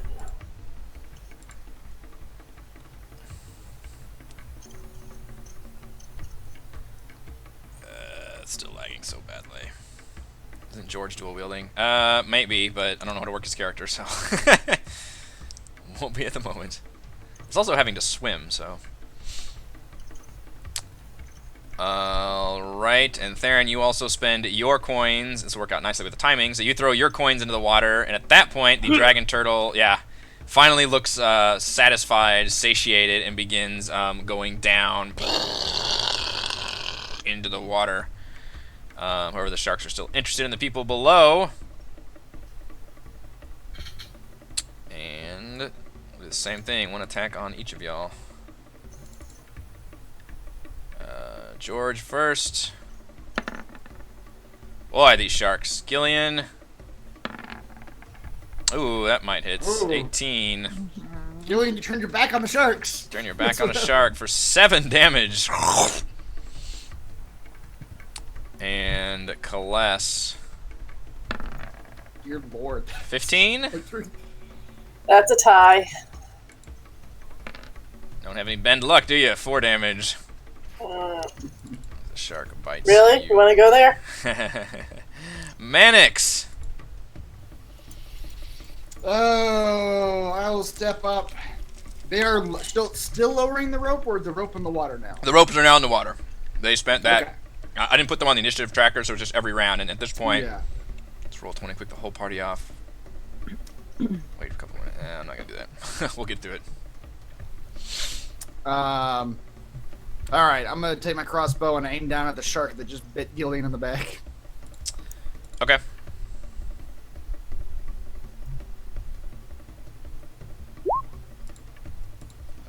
There we go. Wow, yeah, that's a great hit. You guys are hitting these sharks, though. Can I do sneak attack here? Since What's the he's sneak engaged attack with roll? Yeah, he's got to be engaged with an ally. He Yeah. certainly is. Yeah. Or she. Alright, well, I'm Could be turning either this- kind of shark.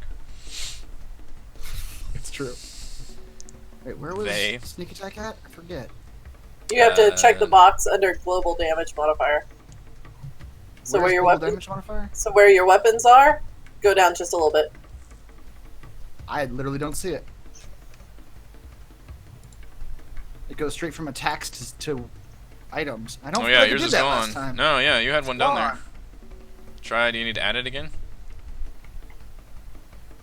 Sneak attack? Yeah, let me try to add sneak attack just from the thing. Is it a 1d6? Sorry. Yes, 1d6. I can just add it manually. Yeah, go ahead and roll it.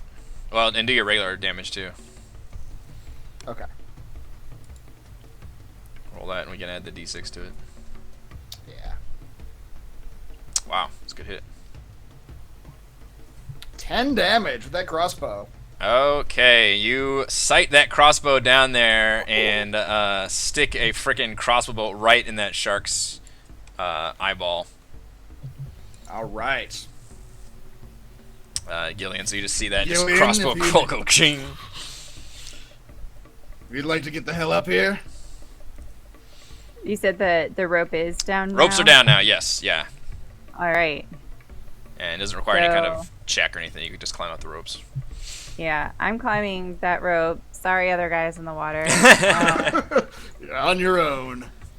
And I will cast a healing word on myself.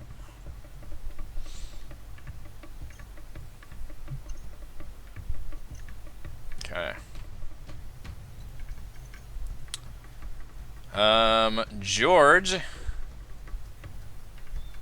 as being a tanky type of dude, is going to come out here and attempt to kind of engage both of these sharks. And swing his short sword around. This is going to be George's attack. I'm not changing the thing off the shark. George, you can't roll, though. Rolled a 3 twice with him. He's got a +5. Kaless. Alright, so my shark's kind of engaged with the enemy there, with my ally there, so that constitutes a sneak attack, right? Yeah.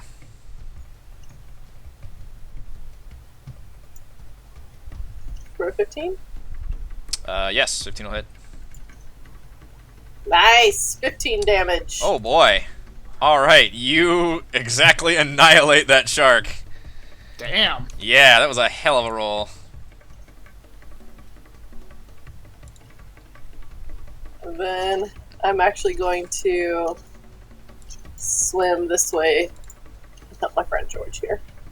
Okay, the ropes are in the water, but you can choose to stay with the sharks if you wish. Murder the sharks. Only one shark remains. Theron.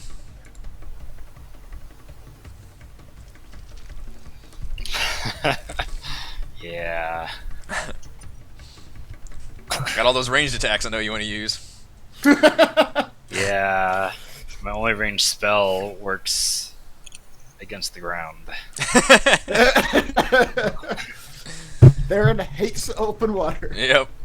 Is water not land? Alright, I'll attempt to, I don't know, help people climb up in the boat faster. Okay. Grab Gillian and get her up on the deck. Yeah. At this point, we'll say the other some of the other crew members have begun shooting downward, and a few of the crossbow bolts do find the shark. It is still up, however, and it will attempt an attack on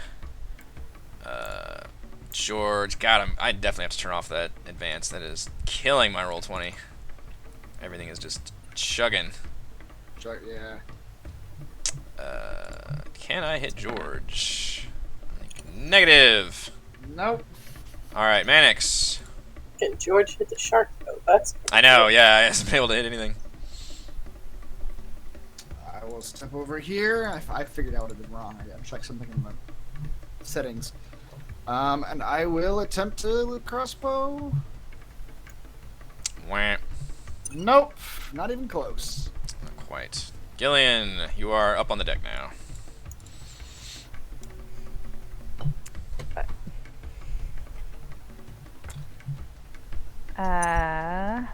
Well, I really can't do anything either from up here.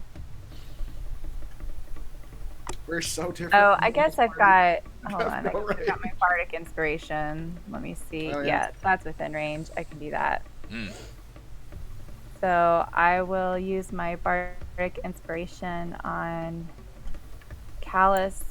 I keep forgetting how you say your name. I'm sorry. Bryces, I think. It's pronounced Bryces. Bryce. How it's pronounced. Wait, I thought Khalees is the one that can't mispronounces words. So you Julian can use just your doesn't care. Yeah, she doesn't care enough. so you gain a d6. Use it within 10 minutes for your ability Die. check, attack roll, or saving Or throw. else. Sweet. Or it just disappears into thin air. You'll lose my inspiration. Alright, George will attempt yet another attack. Come on, George, we believe in you. Do we? Do we really? Actually, I think 12 does hit a shark, yeah. 9 damage. Alright, George nearly takes out that shark. Khalees. Sneak attack. Sneak attack. I'm gonna do the sneak attack. Jesus. Wow. 25. Will that hit? I think so. Use your bardic inspiration anyway. Oh god, you lose it. 30. Yeah. Alright, Khalees, you destroy this shark as well. You are in a frenzy at this point. I'd like to cut off its dorsal fin to keep as a trophy. Oh god. Alright, shark fin soup. The crew gives up a cheer. Hey! At first everybody panics when they see so much blood surrounding all of you, and then you and George just kind of bob up and just kind of give a wave at everyone and like, hey! You're all dead. Yeah. The chaos from the dragon turtle appearing has now subsided, and you all can climb up into the ropes. And Orderman says, "Oh my gosh, thank goodness, I've never lost crew before. Darameg. That would be the first. I'm glad it wasn't." You've never lost crew to that thing? No, we always pay up. I know how it works around here. I wouldn't be smuggling goods through Chult if I didn't know how to deal with her. Don't mind me saying so. Schultz got some bullshit import-export policies. That's why not a lot of folks come down here, you understand. And that's why I need you to find those locations. And she explains the whole thing about the map. Because it's hard to bring people here, basically, and not a lot of people come. Alright, so you guys end up back in the ship, and you are now officially in the Bay of Chult. And So that dragon turtle hangs out like right at the entrance of that bay. Yep, just about right where you are here. Yeah. And yeah, she makes the mention of, like, in case you forget, like, when you do want to go out again, you know, if you bring back those locations, and you're ready to leave and go somewhere else, you know, you have to be prepared to pay. And we can pay some, but if we're going out for you guys, then obviously we expect you guys to be able to pay some to the dragon. And the payment is just however much until the turtle stops messing with you? She kind of throws up her hands and says, "Yeah, that's basically the way of it." She doesn't exactly have like a system in place. Dragons are fickle creatures. All right, you guys spend the rest of the day coming up to the Bay of Chult, and it is pretty nice, but it is starting to rain a lot. And Orderme kind of says that rain is pretty par for the course because this is the jungle. It rains a bunch. And you guys make it all the way to Port Nyanzaru, right here. As you approach the city, the first thing you see is a lighthouse perched on a rocky quay protruding into the ocean. About 500 feet across the water stretches a great iron chain between the lighthouse and a fort on the other side of what looks like kind of a miniature, or not a miniature, a harbor area. So they've got the harbor blocked off with this natural rock wall on part of it, lighthouse, big iron chain, and then a fort on the other side that blocks this entire harbor from the north end. And I will take you to the map of Port Nyanzaru. Oh boy.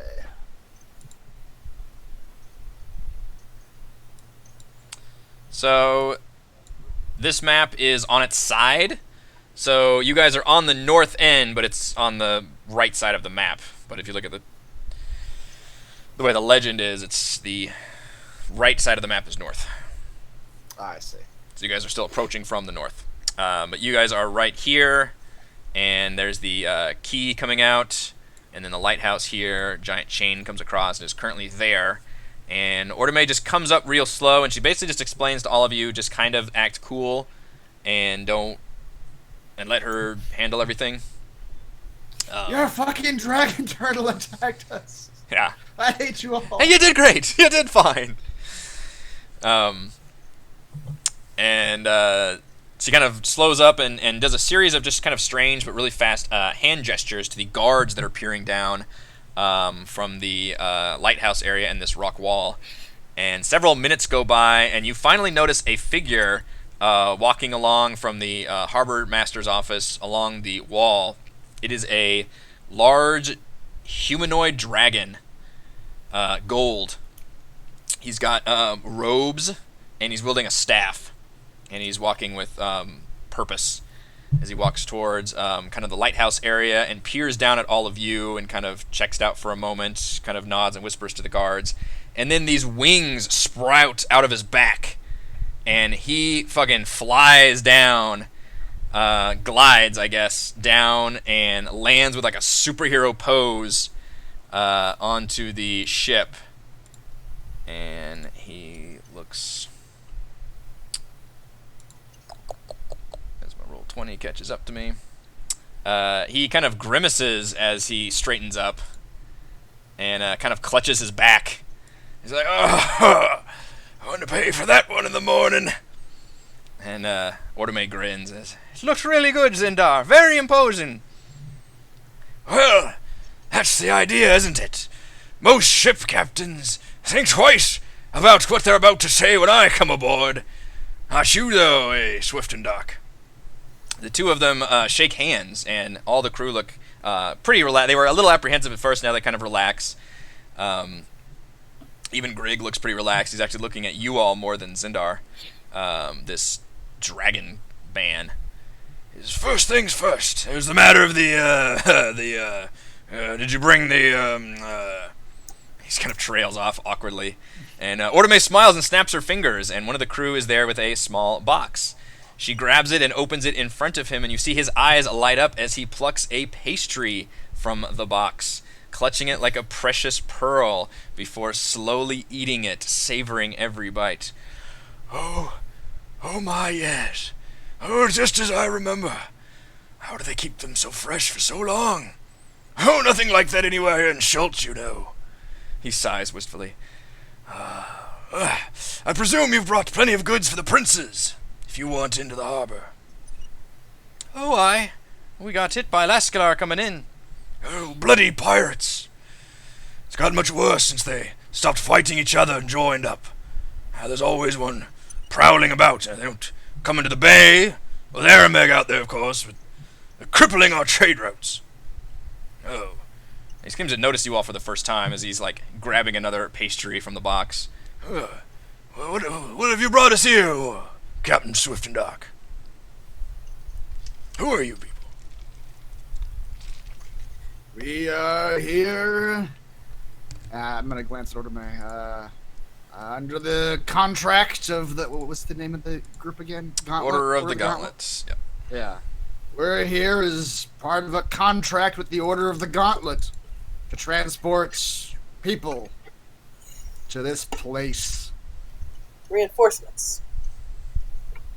Oh, yes, Order. They were here some months ago. All a bunch of zealots yelling about cleansing the jungle, I believe, some kind of righteous agenda. Building a camp up the river. Yes, I haven't heard from them in quite some time. You look nothing like them, though. Undril is there. Yeah, go ahead. Oh yeah, Undril's there. Yeah, Undril says, "Oh, yes, we're here for that." And she immediately tries to start asking about like just a quick flurry of questions about what, and he kind of like just waves her off like dismissively. Points to you all like wanting to hear more. Said we're here under the Gauntlet's contract. I didn't say we were with the Gauntlet per se. Business or pleasure? I'm gonna look around. It's probably a mix of both, I imagine. The pleasure of business. So if you're not here for the order, what are you here for? He's looking at each of you meaningfully. Okay. We got our reasons individually. I'm here on a job to find a man. I'm gonna glance at Zondala. Is Zondala there? We're all looking to find a man, my boy. A special man. Yes. He'll be your Huckleberry.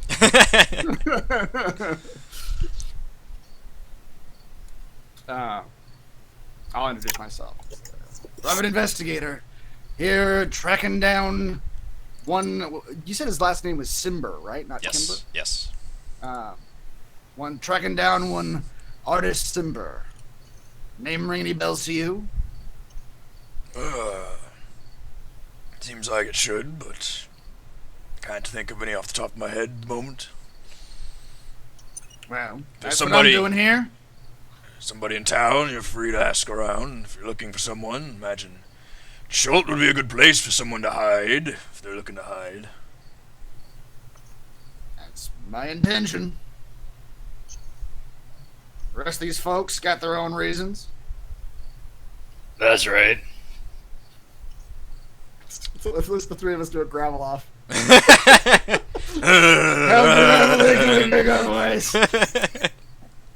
More smokes, please. Well, I'm here searching for my brother, who was so viciously taken from me. Sorry to hear that. Don't see too many of you fish folk around. But I sympathize. I don't see too many of me around either. No, is he but a Dragonborn? He is not a Dragonborn. Would you like to roll a... What'd you roll? You know that Dragonborn can't fly. Oh yeah. Yes, I do know that. I thought they could when they hit like level 20. They got wings. That is a thing. Like a sorcerer. I think that's the sorcerer blood, the Yeah. dragon blood thing, yeah. They sprout wings. Yeah. You can roll a history or nature check. Okay.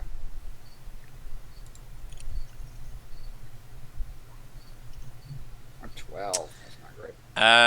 You would know that this is a half-dragon. Oh. And a half-dragon is created whenever a dragon polymorphs into a human and makes a baby with a humanoid. It's probably ugh. fairly shocking to the person giving. Well, I assume it's the human is a lady. I suppose the human could be the guy. Could be. Could be. Probably shocking for either one when the baby's born. Possibly. I don't know about the consensual rules for dragon mating, so... But yeah, it is. This is a half dragon. They are. They generally take on the properties of their dragon parentage, and you would know that gold dragons are good-natured dragons, tend to be lawful good dragons. Yeah. So presumably he would be very much into being a justice type role, like law enforcement type role. Although the way he's dressed and the staff that he's got, pretty easy for you to point him as some kind of spellcaster. All right, then I'm gonna straight up just ask him. I'm gonna say, "You dragon on your mother or father's side?" He glares at you. Don't talk about that. I glare at him. Polite question. What about the drow here? Don't know if I can try to be a inclusive city here in Port Nyanzaru. I've known a few drow that wouldn't slit my throat. I hope you're one of those. I have no contract for you. Don't No admit you're a contract, no hired killer. problem. That might be. No contract, no problem. Very well then. And she'll dip back into the shadows. Disappear. Take Well, this pocket. I trust Captain Ordame here. She's always delivered the goods. Fair prices. I let her come and go. She gives city things that it needs. Gives the princes the things they need. Princes who run the city. I They're assume the local government. they are everything in Port Nyanzaru. Each of them hold a monopoly on different goods and services here in the city. This is the last bastion of civilization's godforsaken jungle, and I intend to keep it safe. So I will harbor no criminals or malcreants, miscreants Just made up a word. in this, yeah. Malcreants. I'm the one who's Yeah, I supposed to In my city. I'm gonna correct him to say it's malcreants. It's malcreants, yeah. you were right the first time. I haven't heard that dialect before. Now, you all look a little weary. I'd suggest, Hoarding a shark bite. yeah, he notices that. Might have run afoul of that old Aramag, eh? Humbles many a traveler. Port Nyanzaru keeps us safe. There's an understanding there, I think. The understanding is you give her what she wants. Yes. Great. Yeah. All right, and he kind of gives this signal, and a bunch of shouting happens, and then all of a sudden this chain just starts retracting across the harbor, just grinding metal on metal. As he stays on the boat, as you all, as Ordame kind of taxis you into the harbor ward, parks you right up. I ask him as we're going in, Yeah. how many princes are there? He explains In the there. city? Yep, there are 7 merchant princes in Chult. Yes, if you're looking for anyone in particular, or you just want information, or what. He seems like he is, at the moment, willing to converse. If one was looking for information, would any of these princes be the most likely to be amenable to that? Getting an audience with a prince is a difficult task for nobodies. You want to be somebody in Port Nyanzaru, do something, then maybe you can earn a favor, but they rule this city very informally. There's a government seat of sorts, golden throne up on the hill there. One of them's always there taking plights and hearing the people. If you want to meet with someone specifically, you'll have to prove yourselves here in the city. In some ways, it'd be the best method. Also, if it's people you're looking for, I'd recommend our Temple of Sovereign up on the yonder hill there in the Merchant's Ward. There's the god of, what is it, like, what is Sovereign the god of? Divinity, like, true seeing, fortune telling, that kind of thing. It seems very relevant, and he just kind of mentions that as being relevant to, since a lot of you are trying to look for people, missing people. Right.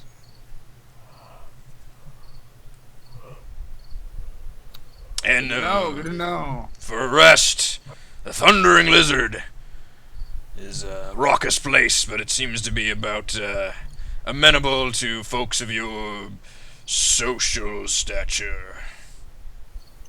Kind of notes like some of you are just like drenched from head to toe, and just kind of your clothes are jacked up and all this. Bloody seawater. Yeah.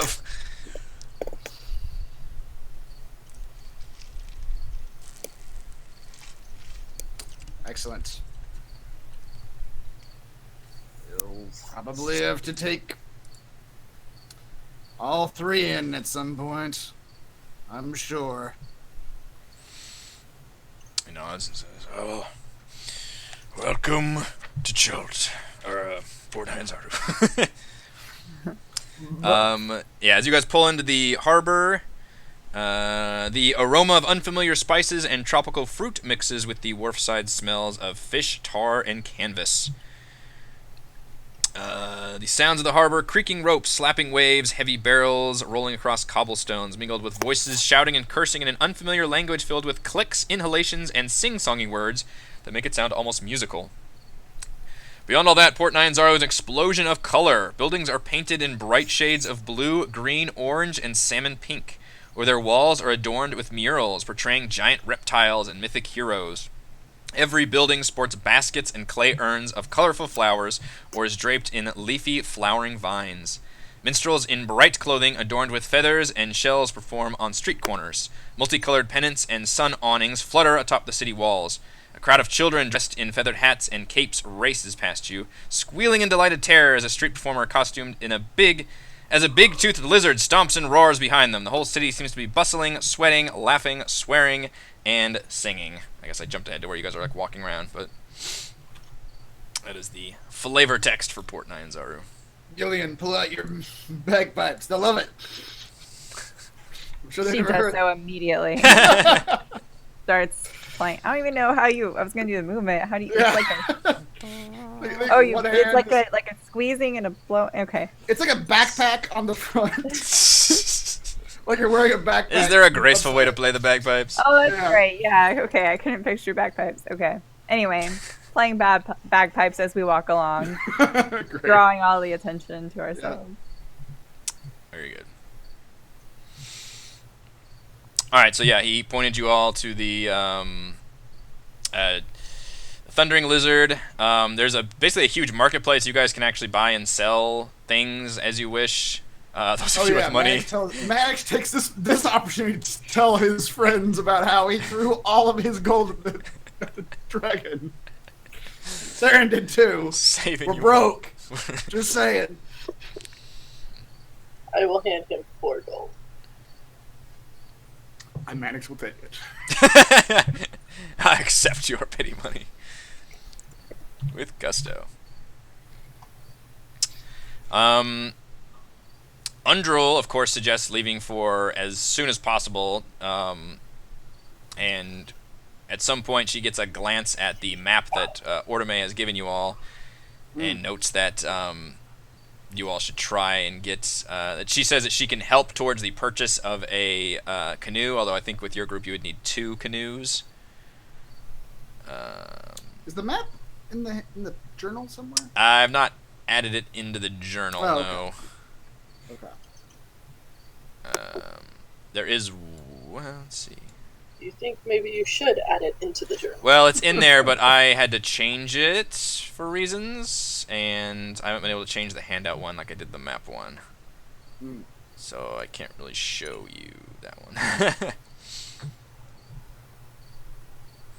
Okay, but the place we're going to Camp Righteous is down the river, though. Yeah, it was about 100 miles Miles down the river Soshin Star.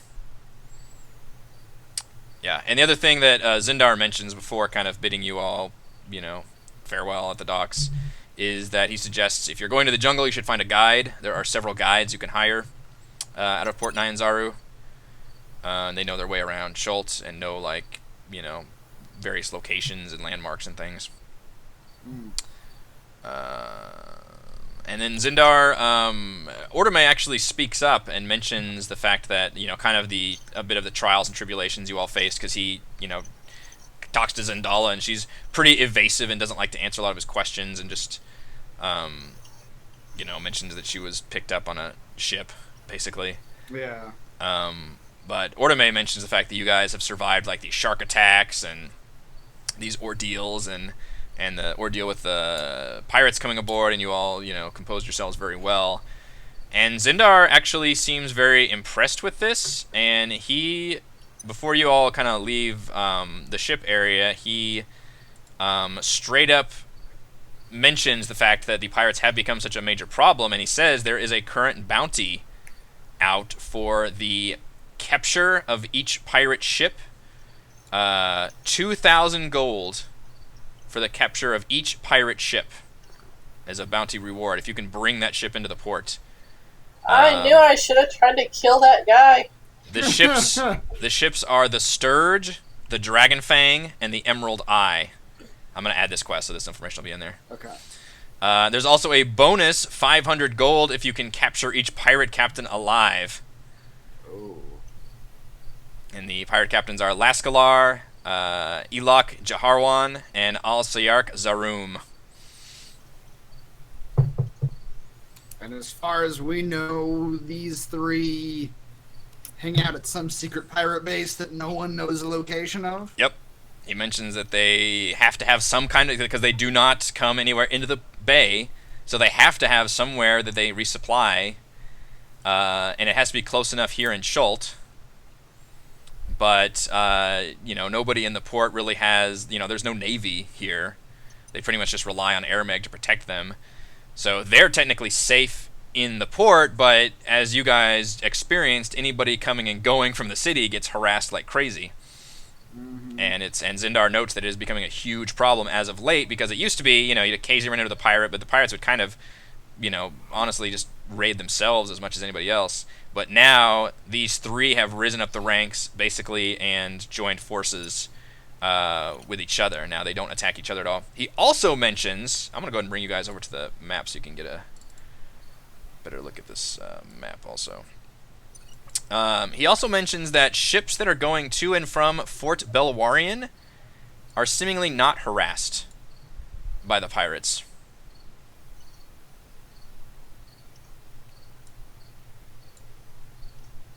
Which is this... just right to the north. Yeah, Okay. and you guys probably saw like just a little bit of this fort from the distance as you were coming into the bay.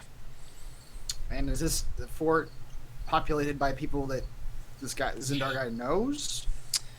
They What is the story behind are... this fort? Yeah, he says that they are populated by folks from... it's a mercenary company called the Flaming Fist. And they are loyal to Baldur's Gate. They're supposedly part of the Lord's Alliance, as is most of the major cities in the Sword Coast. But this mercenary company was basically... And they basically act as if Baldur's Gate has staked a claim, damn colonizers, into Chult.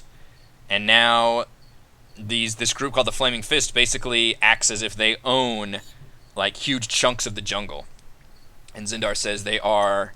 the merchant princes basically only have authority in Port Nyanzaru. Nobody really has authority over Chult, but now this group is saying they have authority over the jungle.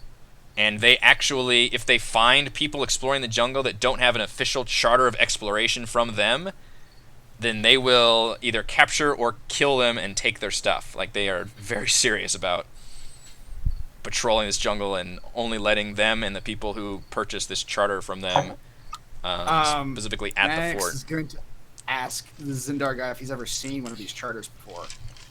Is there a place I could find someone who's got one? He says that if you want one, they only give them out in Fort Belawarian. He says, I don't know if, he says somebody in town might have one or something. I don't know, but... Because... Oh, I didn't mean to roll a number. But if I can get my hands on one, I can make more for all of us. Ah. He does mention that you generally just need one for, like, the party. Okay. But, yeah, and he does find that curious that he's kind of just the only... And he hasn't been able to get much information done because, again, he's pretty much just stays in the port region. But he's heard reports that if any ships specifically fly the Flaming Fist flag, it seems like they're not being attacked. The Arameg doesn't care. Arameg will still hassle anybody coming to and from the bay. But the pirates seem to not bother those flying the Flaming Fist flag. Flaming Fist flag. So these mercenaries might have some sort of deal with the pirates or something like that. Yeah, that's what his theories are. Yeah, and so you guys get the quest to hunt the pirates of Chult. Some huge bonus money involved.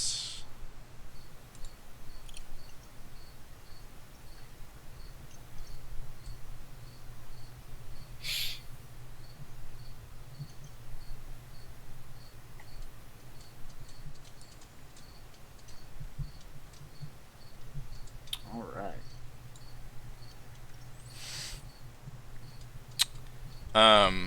And then, yeah, so Undril definitely is like all about Camp Righteous, and then Zandala actually says that she just wants to retire to get to an inn and get to a room as quickly as possible. She's like, I want land. I'm sick of this water shit.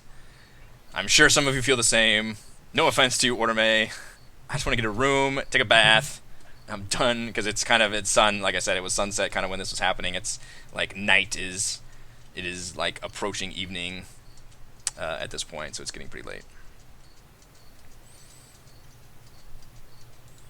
And she suggests going to whatever this inn that Zindar mentioned, the Thundering Lizard. Thundering Lizard, yeah. Yep. And Orme is just kind of reminding you all that she'll basically just chill in Port Nyanzaru for now. Her crew deserve, some shore leave, basically. And she looks forward to you guys finding those locations and charting them out for her.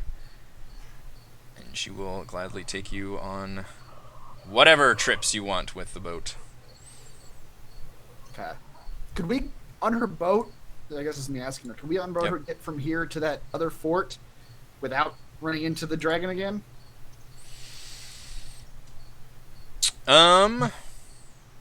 It's not technically going out of the bay, but... That's true. Kind of...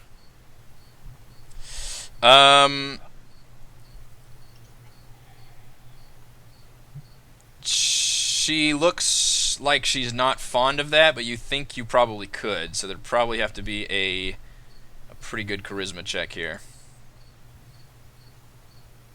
I'm not about trying right now. I'm just asking if it's possible. Oh, yeah. To do it without running into the dragon.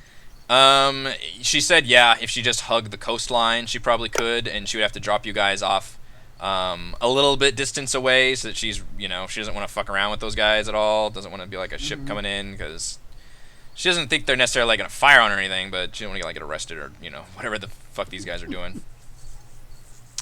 But yeah, she said that she might be willing to do that. But she also said that, maybe earn some coin or something in town to be able to pay her for a little extra jaunt like that. Would be most agreeable. But yeah, that would be easier than spending several days trekking through the jungle to get to the fort to the north. Okay, well, let's retire to this Thundering Lizard Inn then, I suppose. Okay. You guys make it to the inn through the town, which looks like things are settling down now in the evening. And in the Thundering Lizard, it just seems like a really just kind of inn like any other that you've seen. There's music being played, drinks being drunk, maybe occasional like fights happening. Seems like a pretty raucous place. A bed for the night costs 5 silver pieces for each of you, if you wish to bed down. I'm going to just, without even asking, tell the innkeeper it's on her. I'm going to point back to Zandala. And I'm going to look back at Zandala and say, we're on retainer. Zandala kind of winces a little bit at that. Just kind of nods, and she will go ahead and just pay for all of you for this night. And then she's like, all right, I want none of you to bother me at all this evening. This is my time. She immediately retires to her room. As she walks past, can I pick her pocket? Sure. Or try to pick her pocket? Go ahead, yes. Not anywhere near that. Sleight of hand. That's solid. That's That's pretty 18. solid. What do I get? What do I get? Hang on, she does get to roll well, let's do a passive perception. So yeah, you got it. You reach in there and fish around, and she's got fucking like nothing on her. She's got no like you feel like that coin purse she pulled out earlier was like the extent of what she had on her. She's got like some like traveling gear, in terms of like some like parchment. Like scrolls, but they're just blank, and like quill and ink and like that kind of things. And she's got like what looks like a little bit of pack of like you think it might be food for summer wise, just like, but not like nothing of value. And I mean, taking her quill and ink. taking quill and ink. No letters for her. Yeah, you take a little bit. She does not notice, but you feel like she, although she looks like she's got a lot of money, you think that her coming out of the shipwreck probably did leave her with basically nothing on her person. Man, that was a great roll, and you gave me butt kiss. You are very sure she doesn't have much on her. Ah. What she did, she gave to you all earlier. If it's late now, Yeah. I don't know if she's just like it's late enough to where like everybody's in bed or whatever. Not quite yet. Going to But not quite yet. Would Okay. do you have a plan or? Well, when it's like everything's settled down and everyone's like asleep or whatever, all the lights are out, I'm gonna go back out and I'm gonna take a piece of string and a bell that I have on me, and I'm going to put it like knee level in front of her door, like set the string up and set a little bell on the string, Okay. just so I can hear if she tries to leave. Okay. That evening, yeah, you guys go ahead and retire to your rooms and get a long rest. And Mannix, go ahead and roll a perception check Okay. as you drift off to Slumberland. Okay. At some point in the middle of the night, you are awakened by the sound of a bell ringing. All right. I'm going to immediately just burst out of my room in my undershorts or whatever I've got. My undertones. I can imagine that they're like little spy glasses. Surprise! Oh god! I gotcha, sucker. Yeah. You open the door and you see, you feel a breeze. And you see her door just closing, but you don't see anything. You see a cat. I am going to open my arms wide as the hallway, and just fucking quarterback down that hallway. 'Cause I know she can invisible. I know she can do it. You do this, and after several seconds of you doing this monkey dance down the hall, some person comes up the stairs with a candle and just turns around and walks away. I don't know. Do the rest of us hear him doing this? You probably. Well, he's not making much of a sound. I assume he's just moving around. Yeah, and like not the time. Yeah. You do see. You do see her door slightly ajar. Okay, then I will. Once I don't run into anybody in the hallway, I will walk into her room and close the door behind me. Okay. In her room, you see nothing but a single piece of paper that she must have acquired somewhere else since Gilles stole some of her paper. Alright, let's look at it. Alright, it is, it says, it is written to you, Mannix. It says, Mannix, Chult is a large place. We'll cover more ground if we split up. If you find my father, contact me via this sending stone. My offer of payment still stands, and beside the letter you see a small stone about the size of your palm, and it has a symbol of a dragon's wing on it.